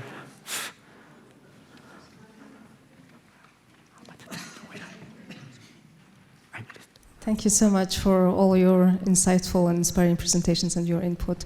My question is more around the impact experts you mentioned, Igor, in your presentation. So it struck me like the idea of having a profiled person or colleagues calling named impact experts. I was wondering if you could elaborate on the term you used, impact experts, and how do we train the people who work at the impact-driven universities, so the knowledge creation, and how do you define and how do we make sure that all this impact-oriented thinking is integrated into our daily tasks and work? Yeah. Thank you. Okay, thank you. Thank you for the question. I think it is a very good and timely question. Well, I wouldn't say that there is a clear definition about what an impact expert is, because an impact expert can be from different perspectives. It can be, someone who is part of the management of the university, and there are more and more managers within universities and institutions which are much more focused on how to assess the impact, on how to guide the impact management process. And these are typically people who have some kind of experience in research, and then they are moving, along the ladder of management into, being able to address all these methodologies, tools that we have seen very superficially in these presentations.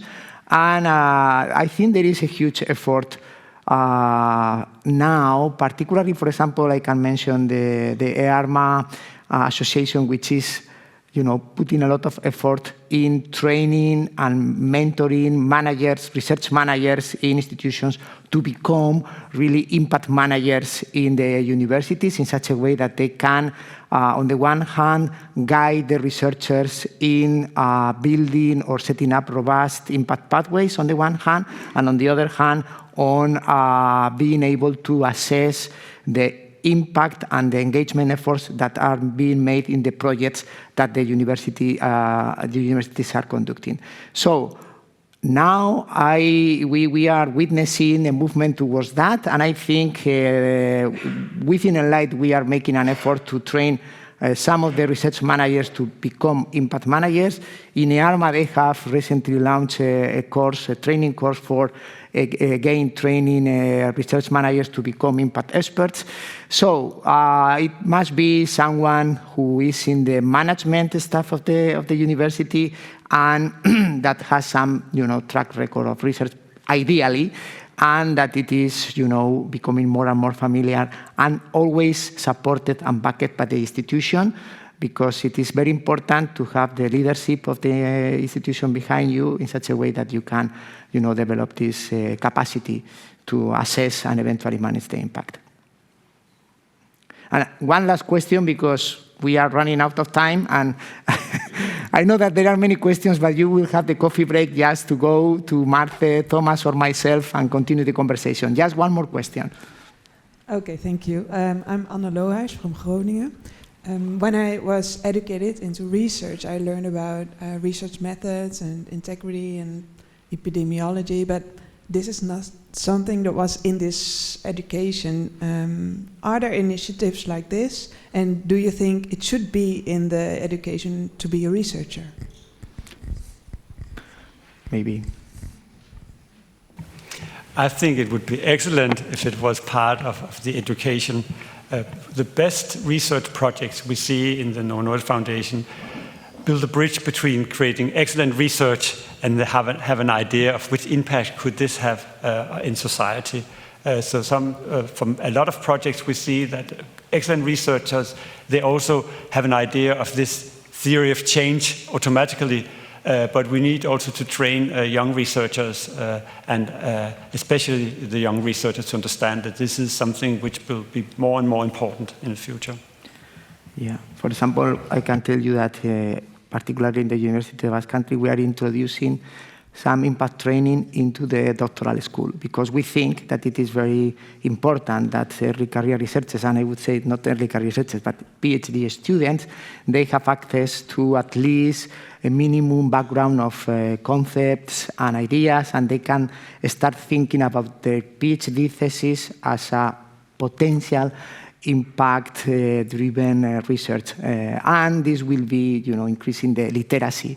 That this is one of the main aims that we are, going after in ENLIGHT, and in the universities we are taking part in this endeavor.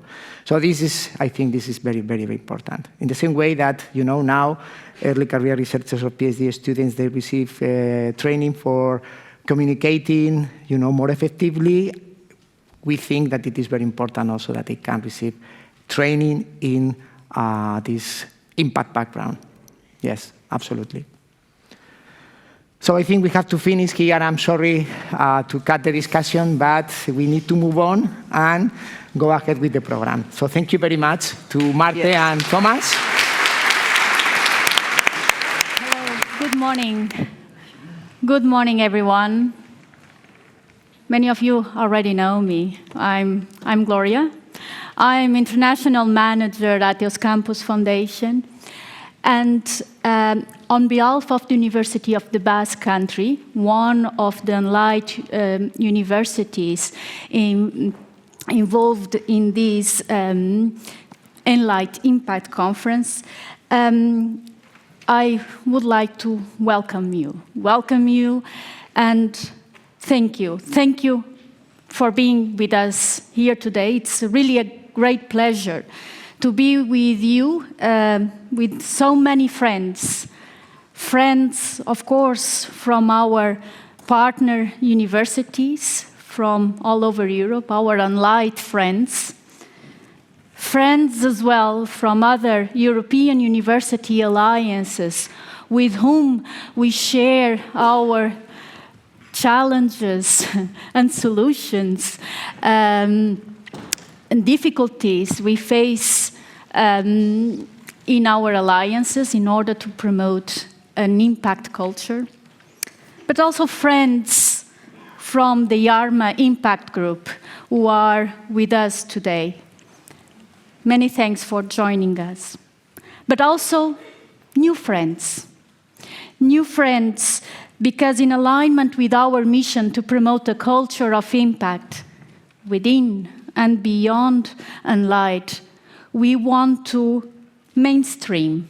We want to reach out. We want to reach out to our academic communities. I'm particularly happy of being here today with an excellent panel. We have our ENLIGHT Impact Ambassadors representatives, and I'm going to explain what is these Impact Ambassadors. Maria Haglund from Uppsala University, Daniela Lud from Reinvoll University of Applied Sciences in representation of the Ghent Ambassador team, but also with our ENLIGHT Teaching and Learning awardee representatives, Frederik Verbeke from the University of the Basque Country and Natalie Walsh from University of Galway. And we are here today in this session to answer the question, how our universities are bringing about impact and contributing to addressing societal challenges. And we are going to listen to some stories, not sugar stories, but sweet stories, I hope. Stories of research and innovation initiatives, stories of education and training programs, but also of innovation and entrepreneurship programs with impact. With impact in one or more, several actually, flagship areas of ENLIGHT: climate change, culture and creativity, digitalization, health and well-being, equity, and energy are some of the areas where our academic communities are focusing their work in the framework of ENLIGHT. With impact on society as well. On society, and we are going to listen to stories of impact on patients, on farmers, and also on our regional innovation and entrepreneurship context. But last but not least, also on our students. Impact on our students and on our academics and staff. And we are going to talk about initiatives developed, recognized, rewarded in the context of the ENLIGHT Impact Awards that aim at recognize and give visibility to joint research endeavors that are exemplars in planning and in achieving impact, but also recognized through the ENLIGHT Teaching and Learning Awards that aim at give visibility to courses, programs that implement innovative teaching and learning methodologies and innovative learning practices. We are not only talking about and giving evidence of the positive, hopefully, impacts these initiatives had or are expected to have, but how this impact is being or it has been planned, assessed, communicated, and managed. So we will have presentations of 10 minutes, we hope we can catch on time. And the first presentation is coming from our ENLIGHT Impact Ambassador, Maria Haglund, from Uppsala University, and she is Associate Professor in Health Informatics. That's the great title, because she has a very long title. She can talk more about that. Thank you, Maria. Thank you.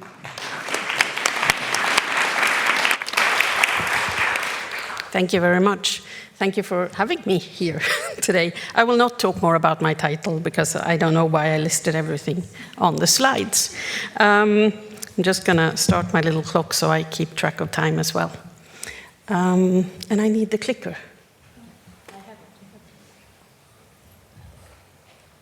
Oh. Thank you. Thank you very much. So I'm here to talk about a research project, the project that we applied for when we applied to become an ENLIGHT Impact Ambassador. And the project is called Nordi Health. And it's a 3-year research project with funding from a Nordic research funder, Nordforsk. And we focused on patients' online record access, which I will explain a little bit more about.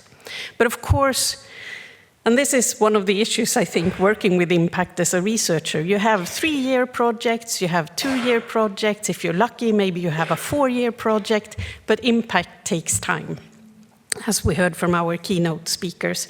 So what I will actually talk about is a lot longer research process, where the Nordi Health project is part of all our research into patients' online record access. So it did start a lot long before 2021, when the Nordi Health project started. So what do I mean with patients' online record access?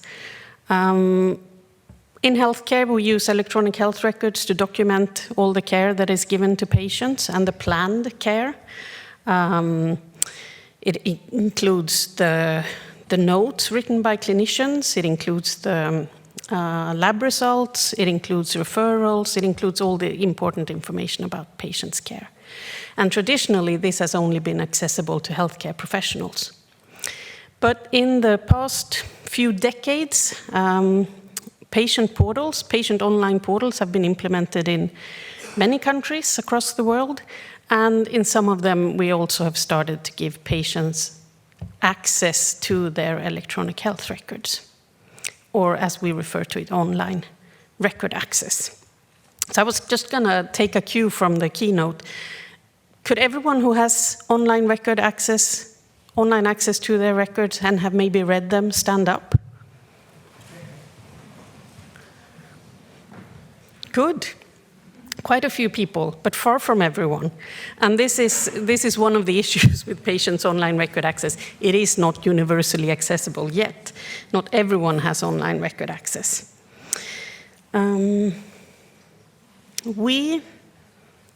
Just a little bit of background on the Nordi Health project. So this was an international collaboration. So we had partners from 5 countries. I was the project leader in Sweden. We had several universities in Sweden participating because we had actually started studying patients' online record access already in 2012 when it was first introduced in Sweden. But we partnered up in this project with researchers from Finland, from Norway, Estonia, and some researchers from the US who weren't allowed to take part in the funding, but who thought it was interesting anyway and joined, which we appreciated. And I think this was part of our success. But the reason why we decided to do an international project was that all of us had previously studied patients' online record access in our respective countries. And we'd published on it, and we'd identified issues. But we noticed that when we talked about online record access with people from other countries, we thought we were talking about the same thing, but it turned out we weren't at all. It was implemented differently, regulations were different, what patients could access was different, etc. And this, of course, has a huge impact on how these services are used by patients and by healthcare professionals. So we had started to get a little bit frustrated that we were comparing apples and oranges.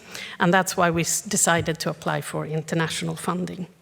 We wanted to find out what actually differs and what makes a difference.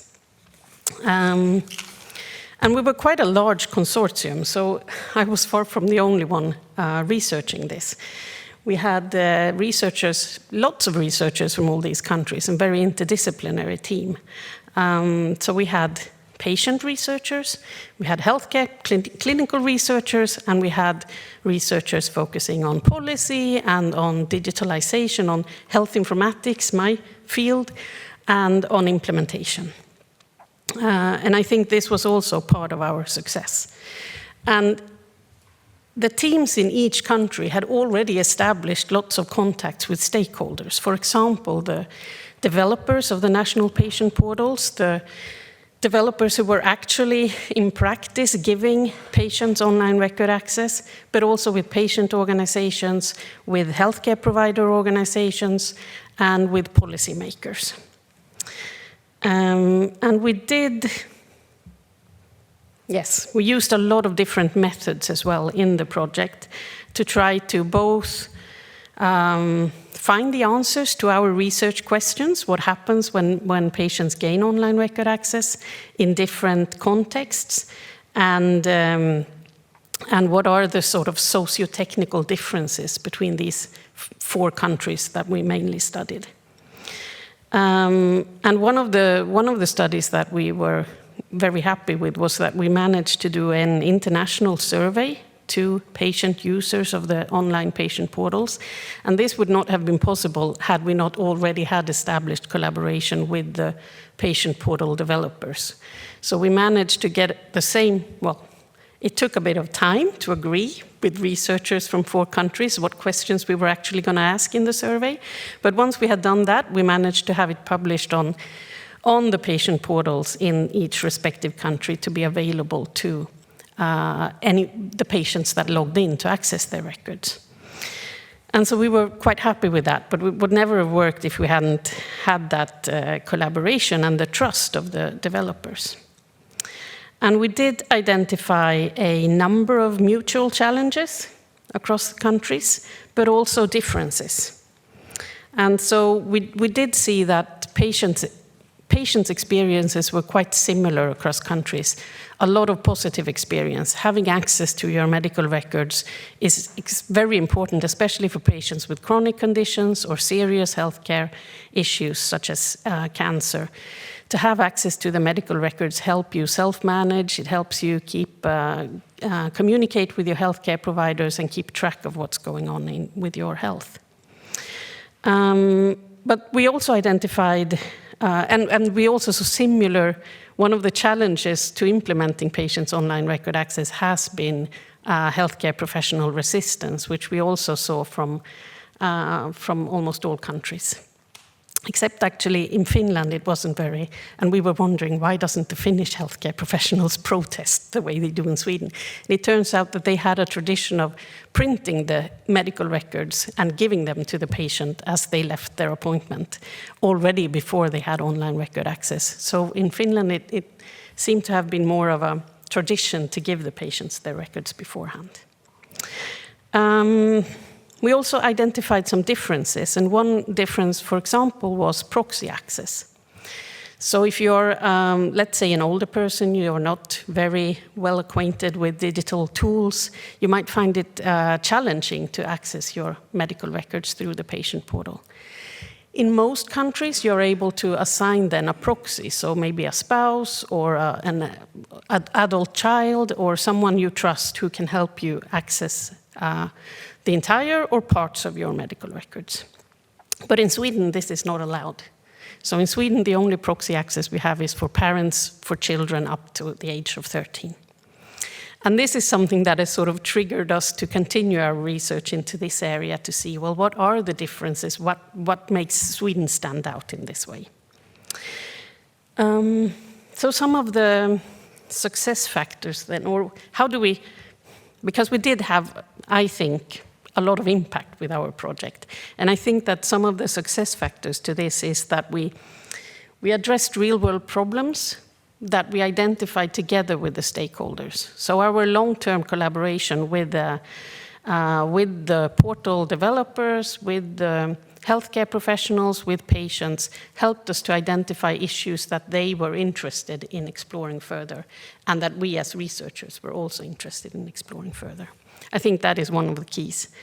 The other ones is that long-term collaboration. It wasn't just for the project. We have these established collaborations over many years, and we've made an effort to keep them going. Even when we don't have funding, we organize meetings, we try to keep some sort of collaboration going on until we get the next project funded. And I think it's difficult sometimes, but I think it's very important.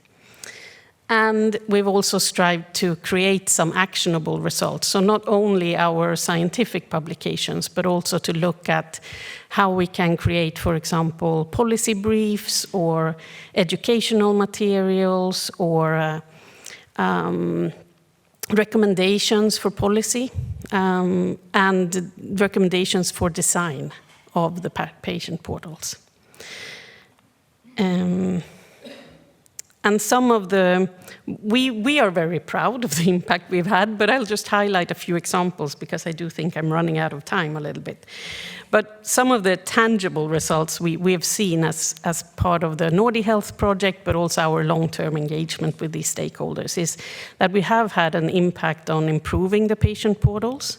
We've had direct influence, for example, on the new Estonian patient portal that was launched, I think, last year.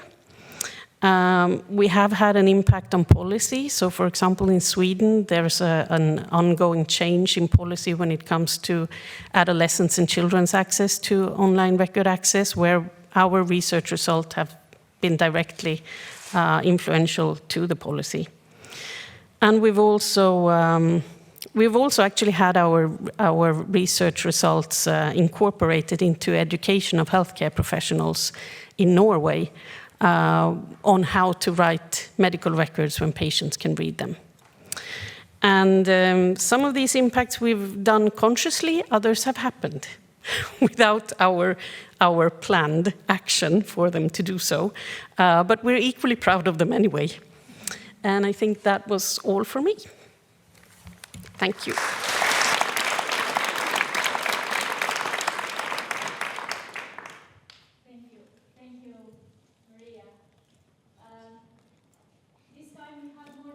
Minute speech.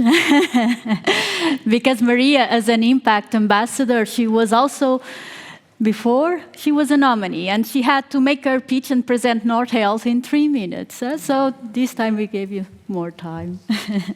Now I'm very pleased now to introduce you Daniela Lut. She's member of the ENLIGHT Impact Ambassador team.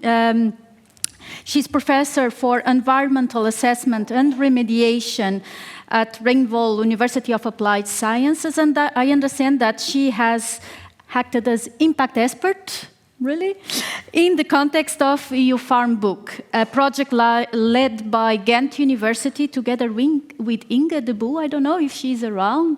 No, she didn't manage, and Edward Maury as well. Ah, finally I meet you. Good. So the floor is yours, Daniela. Thank you, Gloria. Yeah, I'm glad to be here. It's a pleasure. And today I would like to present the EU Farm Book platform and project as an example of a project working with and for society. In my talk, I would like to cover 3 elements. The first element, briefly explaining what EU Farm Book actually is. Secondly, I would like to briefly highlight an important aspect of the impact pathway of EU Farm Book, and then I will shortly describe how we approach the co-creation of impact in the EU Farm Book project. Yeah, what is EU Farm Book? EU Farm Book is a platform which is currently under development, and the platform gathers and provides practice-oriented knowledge materials for farmers and foresters. As I said, it's currently still under development, but you can already have a look, so it is already publicly visible, but not fully ready yet. The project also, just as Maria's project, is quite large. We have lots of partners, 29 from 18 European countries. Just a couple of key features of the EU Farm Book project and platform. The platform is open access. The contents materials can be used freely. They come from trustworthy sources, namely from EU-funded research projects, And the platform, amongst other features, also provides automatic translation on several levels.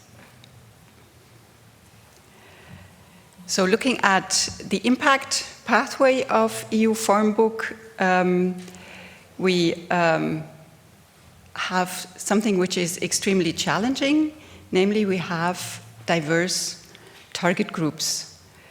The ultimate final target groups of the EU Farmbook projects are end users, like farmers, foresters, and advisors. But during the process of developing the platform, the target group actually changes. So we have to do with a dynamically changing, diverse target group. And diverse target groups, they each need specific communication, specific dissemination, specific actions, because they all have their specific needs. And this is one of the challenges we're addressing. And we do this by enlarging the target group of the EU Farmbook platform stepwise. So initially, of course, a knowledge platform needs to be filled. It doesn't make sense to have the nicest online platform if it's empty. And to fill the platform, we ask EU-funded research projects to contribute knowledge objects. Luckily, also, these projects have a large interest to give more impact to their results. So many of the projects are very much willing to share their results. Then, in a lot of EU countries, digital distribution of knowledge has already evolved. So there are a couple of countries where there are national platforms, and the art now is to integrate them well into an EU-wide online platform. And very importantly also, we have intermediaries, and amongst the intermediaries are consultants, advisors, but also teachers, for instance. How do you address a diverse and dynamic target groups? The best thing is actually to work with a diverse team. And we do this with so-called Farmbook ambassadors. The Farmbook ambassadors come from different countries, have different backgrounds, and each of them has countries they're responsible for, so they can work in the specific situation of these countries and address the specific situation and the specific needs. So with this diverse group of so-called Farmbook ambassadors, we hope to be able to address all the target groups we have in the course of the project. Another challenge we face is multilinguality. Europe has many languages, and not everybody, especially among the end user, speaks several languages. Luckily, modern technology helps. So EU Farmbook has automatic translation features on many levels. How do we co-create impact? Co-creation of impact is an ongoing effort, and we try to create this platform not only for the users and the using community, but also with the using community. And we prefer to do this by giving the actors a maximum amount of freedom, because we believe that freedom is the condition of all development, like Sophie Briand has said. Another feature of impact work in EU Farmbook is that we try to work on impact from the start. So the project is designed for impact from the start. We have impact activities and impact workshop all along the project pathway to not only foster impact awareness, but also readiness for action within the team. Another thing we try to do is to monitor our work in progress, so the progress of projects contributing, and other indicators in terms of impact. And we try to make this fun a bit, so that this is not a ticking the box exercise, but people really engage in impact related work. So to sum up, I think I would like to give 4 important messages. I think it's always good to design projects for impact, so to plan the project for impact from the start. I also feel it's very valuable to work with diversity, so working with diverse groups, I think, helps creating impact. Active monitoring, and making this active monitoring fun so that people do it with their heart rather than with an administrative, bureaucratic attitude, is also very important. And participation needs freedom. So far from my side.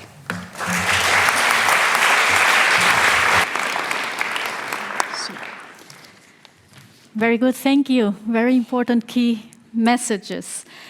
Now moving to the teaching and learning awardee teams, I have the pleasure of introducing Frederic Verbeke. He's professor at the University of the Basque Country, and he's going to introduce us the BIP. For those who don't know, what does it mean?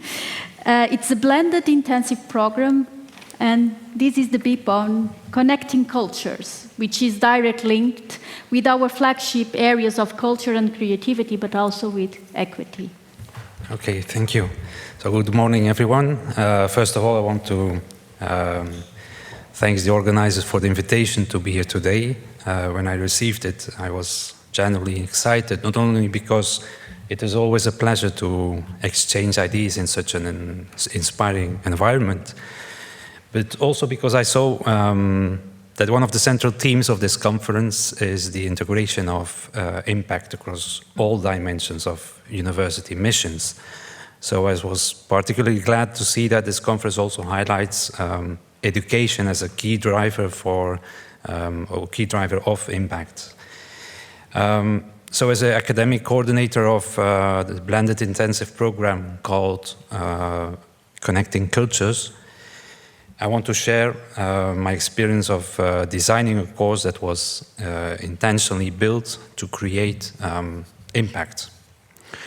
So the blended intensive program of the BIP Connecting Cultures is an interdisciplinary course that brings together students from different countries, academic backgrounds, to explore cultural transfer, sustainability, travel, translation, and migration. So the key idea behind the program is that culture plays a fundamental role in shaping sustainable futures. Sustainability requires a deep cultural shift. So that's why in this BIP we focus on how language, translation, and intercultural interactions have an impact, positive or negative, on sustainability. It's not a typical course. It is designed as an immersive, challenge-based learning experience where students don't just study these ideas and concepts, so they engage with them in real-world context. Students in this course don't work alone. They work with and for society. They act as intercultural agents, connecting their own cultural backgrounds and perspectives with those of other participants, and collaborating with external agents from the Basque Country. External agents, which are mainly NGOs, cultural institutions, and local organizations. So this BIP is not just about academic research, it's about co-creating solutions to real problems, building meaningful intercultural connections, and applying knowledge beyond the classroom in direct collaboration with society. So it's challenge-based education. There are 2 phases. So there's an online phase in March and April where students attend interactive sessions where they explore the topic of the course from different perspectives. And they also start working on the challenges they will have to address. And then during the on-site week at the University of the Basque Country in May, students work in teams, co-developing solutions with NGOs and cultural institutions. And then at the end of the week, they discuss their proposals during a research seminar with international experts. So the idea is simple, but powerful. Connect students' knowledge, students' academic knowledge with real-world societal needs.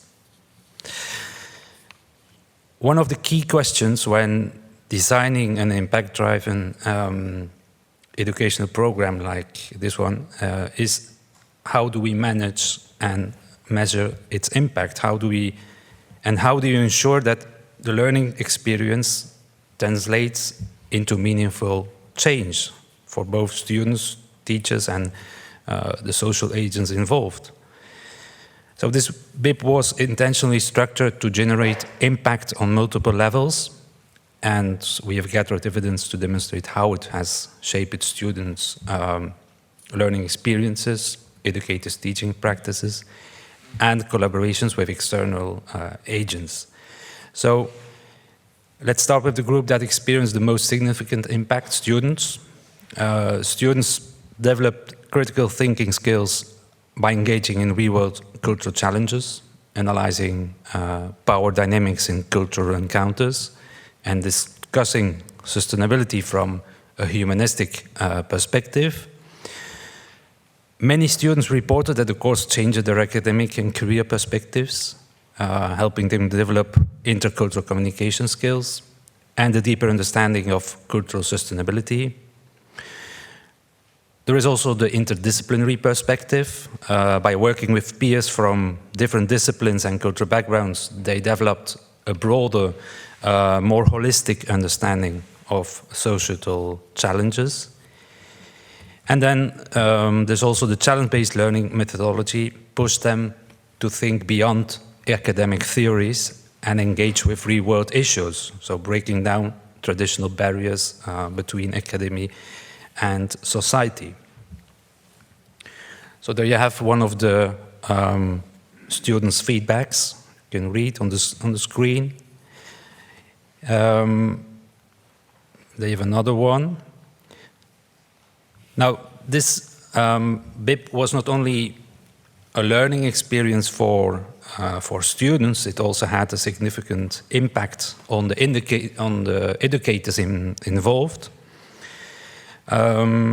Professors from different universities left behind their comfort zone to experiment with new methodologies, learning how interdisciplinary challenge-based learning enhances student engagement, how challenge-based education can be successfully integrated into humanities education.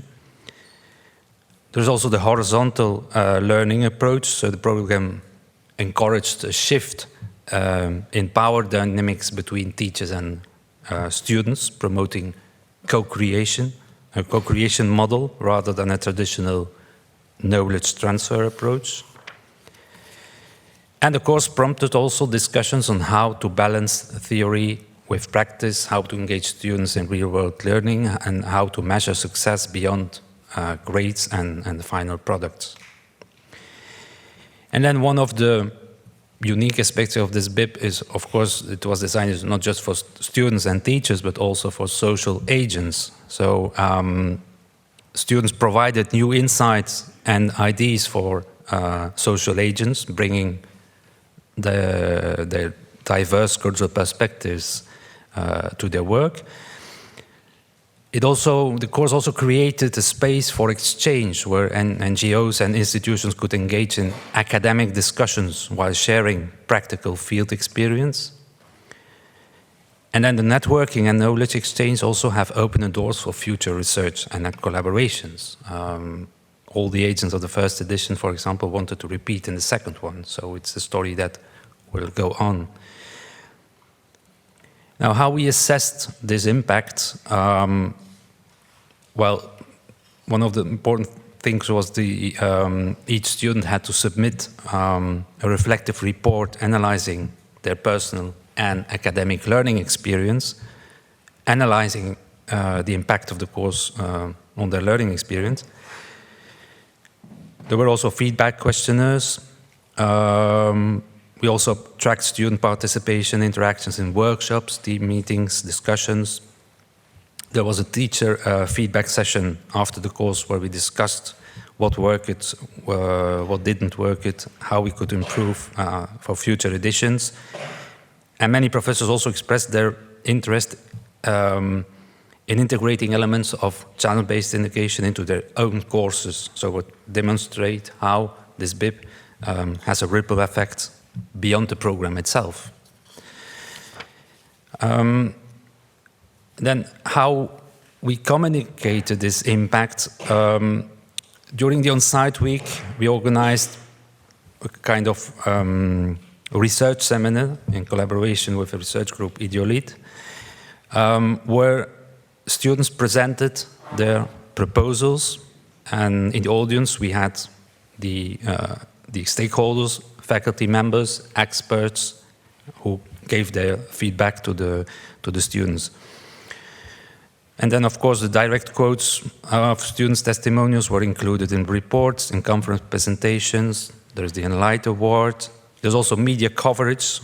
So the experience was captured and shared through university platforms to reach a broader audience. Also, the different social agents involved disseminated the information about the course on their social networks. Yeah, and then also the collaboration with the recently created Living Lab, challenge-based education of the University of the Basque Country, in order to promote and foster or promote channel-based education within our university. Now, documenting and to finish, documenting, sharing experiences through conference, awards, videos, and media coverage, of course, is essential for raising awareness and attracting future participants. But let us avoid also spending more energy in communicating about impact than in designing and creating real transformative learning and teaching experiences. So I think impact should not be reduced to a temporary trend or marketing tool. True impact lies in changing mindsets, fostering critical discussion, inspiring action. We also recognize that impact on social agents is sometimes different from that on students. I mean, in such a short program, social agents or stakeholders may not always see immediate groundbreaking change from the students' proposals, but the workshops and the interactions create meaningful exchanges. So I think the short time frame of the on-site week means that final proposals cannot be the ultimate goal, and that was also reflected in students' testimonies. So the most valuable impacts can be observed mainly in the learning experience, in the learning journey, in the process, the engagement, interactions, the ability to co-create solutions with peers and social agents, whereas the final output, the final product they presented is perhaps less important. So what does this all mean for students? The BIP provided a transformative learning experience that shaped their academic and personal growth. For teachers, it challenged traditional pedagogical models, encouraging more collaborative and interdisciplinary teaching approaches. And for social agents, it fostered dialogue between academia and society, paving the way for future partnerships. And most importantly, this course demonstrated that education can and should be a key driver of impact. Thank you.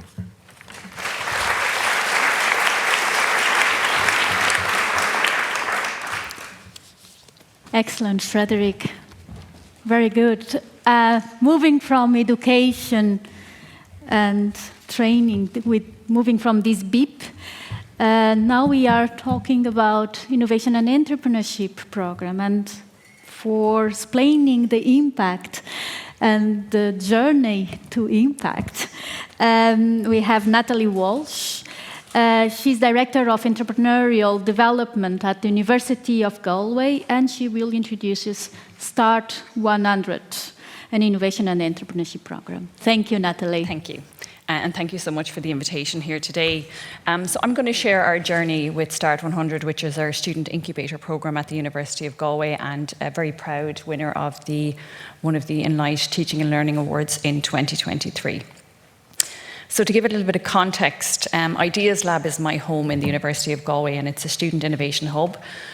We take very much an ideas to impact approach, and I think similar to others and conversations we've had today, it's about that multidisciplinarity, creating bridges for students to have opportunities to engage in entrepreneurship and innovation in a very authentic space in terms of our partnerships and the companies and the societal impact that it has. Start 100 is a 6-week incubator that we run during the summer. All idea stages are welcome. We take an agnostic approach in terms of you can be a butcher, a baker, a candlestick maker, and you're welcome to kind of bring your idea in and to present it. And these are our last cohort who finished with us last summer. So how our initiative started was through funding from the Higher Education Authority in Ireland. And for us, living in the west of Ireland, this gave us the opportunity to create the first student incubator serving our region. And that's really important from a regional perspective because we are still considered a moderate innovation region. Galway in itself is a global medtech hub. We see a huge amount of Indigenous growth there, but we just aren't pushing through in terms of that strong innovation output. So what we need to do is think differently. And what we did with Start 100 was create more seeding in the ecosystem to hopefully grow more Indigenous growth and to also give our students the opportunity to stay in our region and develop their own companies and identities. So we started in 2022, 10 ideas, 2023 the same. We look slightly taller in 2024, but that's more about my PowerPoint skills than a height difference. And we have just completed our recruitment cycle for this year. This year has been really interesting. For every place we have available, we've had just under six applicants. So we've seen year on year the interest in the program grow, which I think is reflective of how we work in terms of co-creation. We very much work with our partners in industry, but also with our students to make sure that the program is giving them the supports and structures and inputs they need to be successful. We are skills and mindset based. So I think that's important, that we never had an expectation of our students that they would, at this formative stage, be creating companies, creating jobs, and kind of having that type of economic impact in a short period of time. Because as Igor said this morning, impact takes time. But of course, they proved us wrong. With Start 100, we really wanted to socialise it and to bring it out into the innovation community. And we were really fortunate in 2023 to be recognised by the UIIN for the work that we did in Start 100, and also through our chamber. And we received an innovation award from the Chamber of Commerce in December of the year before last, which was really important in terms of local recognition and also building out a pipeline of future mentors or people who would take students in for site visits. So continuing to build out our community and our ability to reach out, and indeed for people to reach in. We then in 2023 we were recognised by ENLIGHT, and this is the poster that we used to kind of bring people on the journey of Start 100. What we set out to do within the proposal that funded Start 100 was basically create a student incubator. That was all we wrote in the proposal. And thankfully the response was, yes, this is critical to your students and to the region, so go for it. And we did. In the first iteration, and it's something I'll talk a little bit more in detail about later, we had some disappointments. We had some things that we just didn't expect happen. But thankfully we were able to respond. And I think one aspect of impact that has been really important to me is being in the eye of the storm, being on the ground, seeing what's happening, so that you can kind of immediately recognize something that maybe needs to change, and you can do it in a consultative and co-creative way. And that has served us really well, particularly with this initiative. So the road to impact for us, we initially looked at quantitative research, and I think we spoke a little bit about, some things shouldn't be measured, but we were really conscious, because we were skills focused, because we had multi-funders, that we look and lean into the tools and supports that were available in Europe, and Entrecomp will be a tool that a lot of people will be familiar with. And we used EPIC, the tool within Entrecomp, to actually do a pre and post assessment of student skills development. And then we also aligned with the ENLIGHT competency framework, which really brought it to life in a way that spoke to us as trainers and educators, and also focused in on our problem-based learning approach, because we are needs-led. So it just gave a lot more context to the approach we were taking, and it also connected us in with the ENLIGHT community in a really meaningful way, because it's the roadmap that we all work toward. So how we got there then is a really interesting story. Last year we were looking at how could we measure impact. As I said, we're very fragmented in our funding. We are 100% externally funded. So at any one time, I have possibly 10 different funding sources, which means it's very rare I get a collective perspective, because one project is reporting into one agency, one to another. So didn't have that global view. But at the UIIN conference last year, Gloria was presenting, and she was presenting on the ENLIGHT Impact Framework. And I thought, this is always support your ENLIGHT colleagues, but it was also a really formative time for us in terms of we really wanted to focus in on impact. But we didn't know where to start. We were not, and we are still not, an academic unit. We are not a research unit. We are a professional services unit. We do research, we do teach, we generate research funding. But I suppose there was a little bit of imposter syndrome around our ability to do justice to the impact that our initiatives were having. But the framework was a great place for us to start, because it gave us the structure. We had all the elements, but it kind of gave us these guiding principles that would carry us through. So again, we could take it. It was very practically orientated. So by the time we kind of got through the first iteration, we felt more comfortable in our own skill set and our own learning journey. And then we applied the principles to an impact report that we released last year. And I think, as Frederick said, it is about that process. It is about the experience and the journey you go on. So we were really focused in on, for 3.5 years, on, gathering information, improving programs, developing partnerships, supporting our students and scaffolding them to achieve success and to develop their skills. But this report actually gave us the opportunity to kind of culminate everything, regardless of the boundaries that may exist between funders. It gave us as a unit collective impact, and we could demonstrate the real value of the initiatives that we run in a more coherent and cohesive way. And so we launched this around November last year, and it's brilliant, because we can use it as a reference point to anything that we do. And as we're getting older and forgetting what we do, it kind of gives us the ability to kind of, flick through and see, okay, well, this is the initiative we worked on to kind of meet that. 2 short unexpected impact stories. So this is our female pre-incubator program called Create Her. In the first iteration of Start 100, I mentioned we had some unexpected outcomes, and one of them was that we had only one female applicant. We are a 60% female campus, All of our other initiatives attract 60% females. But this program intentionally spoke to developing your entrepreneurial self, which really was challenging. When we did our focus group with the group of female students afterwards, they felt the weight of the term entrepreneurship. So we responded and we developed the Create Her program. And within 1 year, we were at 60-40, 60% male, 40% female.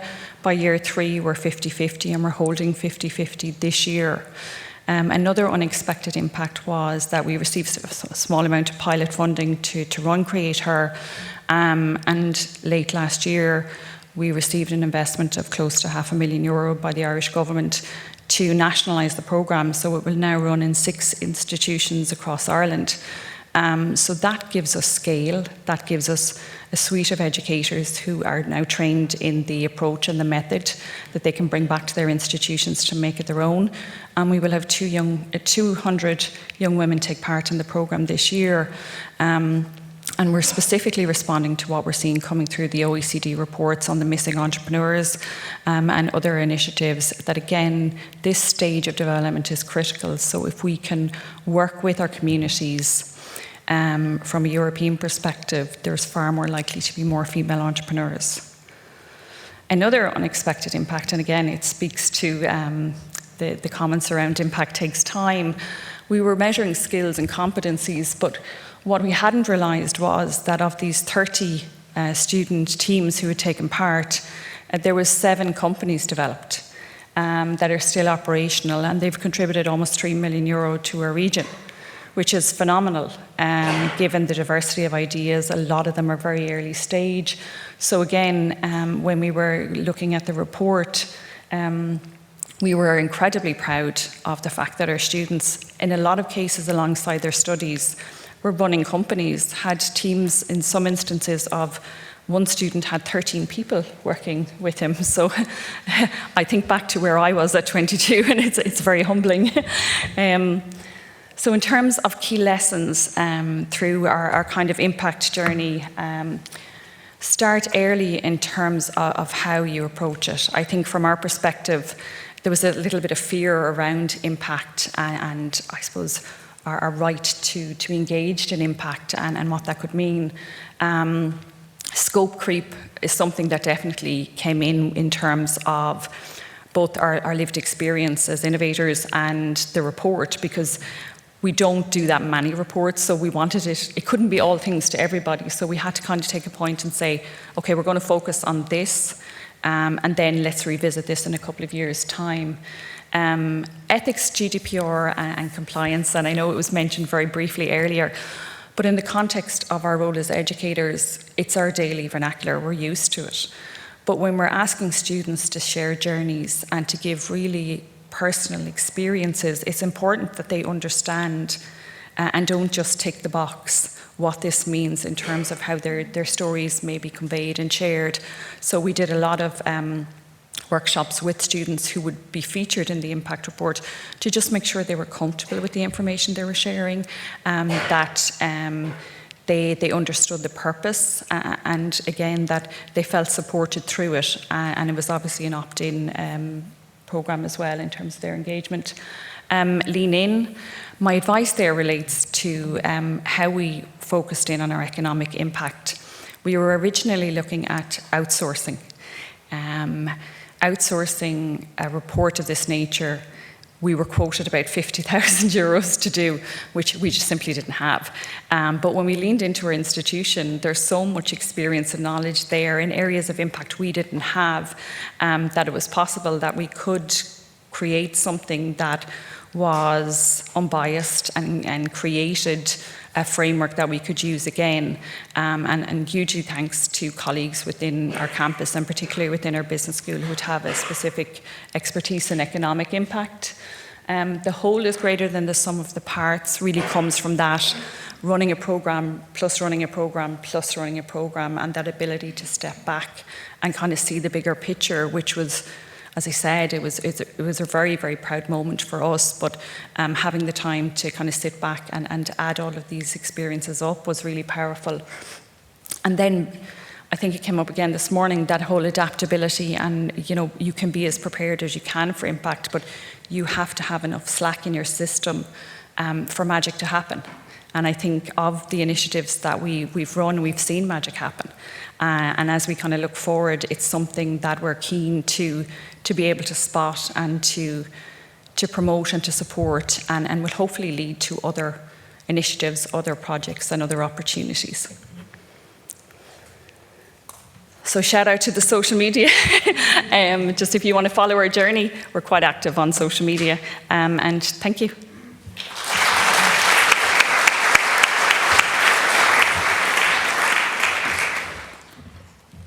Thank you. Thank you very much, Natalie. Thanks for sharing your story. And I have to say it, thanks for sharing the impact of our impact work as well.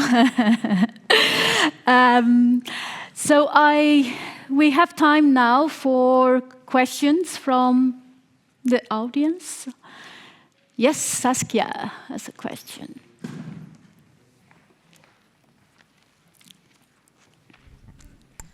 First of all, thank you to all the speakers. That was really fascinating to hear about impact from those different perspectives, particularly the student journeys and what they meant. I actually have a question specifically for Maria, though. Maria, you mentioned maintaining relationships and how important that is. And I just wondered if you could expand on that a little more, because I feel that that is a question that I'm always being asked, and it's a key challenge for so many researchers. You finished your research funding, job done, you're looking for new funding. How do you bridge that? How do you bring all your partners with you and maintain that without that funding? And that's you've done that successfully. So do you mind sharing some of your secrets? I'm not sure that there are secrets, but one thing I think is just that I think we were a group of researchers that felt very passionately about the topic, which I think is key. And I think most researchers do feel very passionately about their research. But it made us, so we've continued to meet every month online, just briefly, even when we haven't had funding, just to talk about what are you all doing, what are the opportunities coming up. And we've extended these meetings to also engage with our other stakeholders, so the developers of the platforms, the patient organizations, just to keep the contact running. And then we've looked at funding to help us do that as well. So we've applied for network grants, for example, local network grants in Sweden, that will just, they don't fund salaries, they don't fund research, but they fund the possibility to meet on a more regular basis. And we've been quite lucky with those as well. But even when we didn't have that kind of funding, we've sort of made sure to keep in contact. But I understand it is very difficult because you have such a pressured, when you were talking about having slack in the system to work on impact, it's difficult to find the time when you're navigating everything else that you have to do as a researcher. But somehow we've managed to prioritize it. So I'm not sure if that was advice, but to just find something that you feel very strongly about. It's difficult to let go of it, even when you don't have funding. Thank you, Maria. Balsam has a question. I know everyone almost in the room. Thank you. Thanks so much, everyone, for your great presentations and contributions. Natalie, I have a question for you. Big fan over here. Everything that Natalie and the team does. Well, I was very pleased to hear that the report has been published because, the impact should not just be captured, communicated, it has to be celebrated. I'm wondering, what was the response by the community? Who were you trying to target with that report? How students felt about it? So I was just wondering, who was the main audience, I guess, that you've been targeting? So we had a dual approach. So the first was to our students, because we really want to be seen as an open space for students, and that they, regardless of their level of skills, they see Ideas Lab as a place to come, and that there is that sense of community and belonging. And secondly, it was, I suppose, a thank you to our partners and that triple helix, and recognising that you know, we don't work in isolation in the university, and the authenticity of how we work is with companies and with other societal players, and to speak to that. And I think that was key for us. I think what was really interesting in terms of, again, an unexpected impact of the report, it created more internal opportunities with academic colleagues, because I suppose we were speaking their language in terms of some of the information in the report, and they recognised that, okay, an entrepreneurial mindset doesn't mean you're necessarily going to become an entrepreneur. These are valuable life skills, and our students would benefit. And in particular with their School of Medicine, so we've just developed 2 new modules for entry-level medicine students. And one is around empathy, and one is around innovation. One is around innovation and having an innovative lens, particularly when they're, you know, developing their clinical professional selves over their 5 years. So we didn't expect that. So I think for us, definitely students, industry, and then there was another layer that just responded positively in terms of our institution. Thank you. Last question. Carly? Hi, I have a question for Danielle Lut. In your presentation, you mentioned that to make the monitoring of impact fun, we spend a lot of time asking for project owners or researchers to report impact. What are some ideas about how to make that fun? Because that would interest me a lot. Well, yeah, the ideas for the parameters to monitor, they were co-created. So the group came up with the parameters, what should be monitored. Then technology helps. So I think, yeah, currently everybody works with dashboards. At least that is what I feel at our university. We have a lot of IT subjects. So yeah, dashboards are kind of the usual thing to do. And yeah, that's quite nice, because if someone has achieved something, then you can see it right away. You can see the lines changing, and then you have a bit of a competitive element. And I think that is fun, yeah. Talking about fun, and this is really the last question. Tomorrow we will have lots of fun with our impact pitches. Almost all of you have been nominees to the Impact Awards or to the Teaching and Learning Awards. What recommendations will you give us, especially to our nominees who are in the room, for tomorrow's fun session on the impact pitches? Who wants to start? This was Maria? Enjoy it, and don't focus only on what you're going to say, but listen to what everyone else is saying, because you learn so much from the other pitches as well, both on how you can work with your own impact, but it was so inspiring, I found, last year, and we really took a lot back home with us from the presentations from the other teams that you are competing with. Any other remarks there? Frederick? Yes, just enjoy it and trust in yourself and share, try to foster that spirit of collaboration, of sharing experiences. I think that's what the point for the principal function of this kind of events. So to share experience, to be, as well as institutions has been generous with us, funding our initiatives, well, let us be also generous with them, sharing our experiences, and just be confident in yourself and enjoy it. Okay, great. Thank you very much.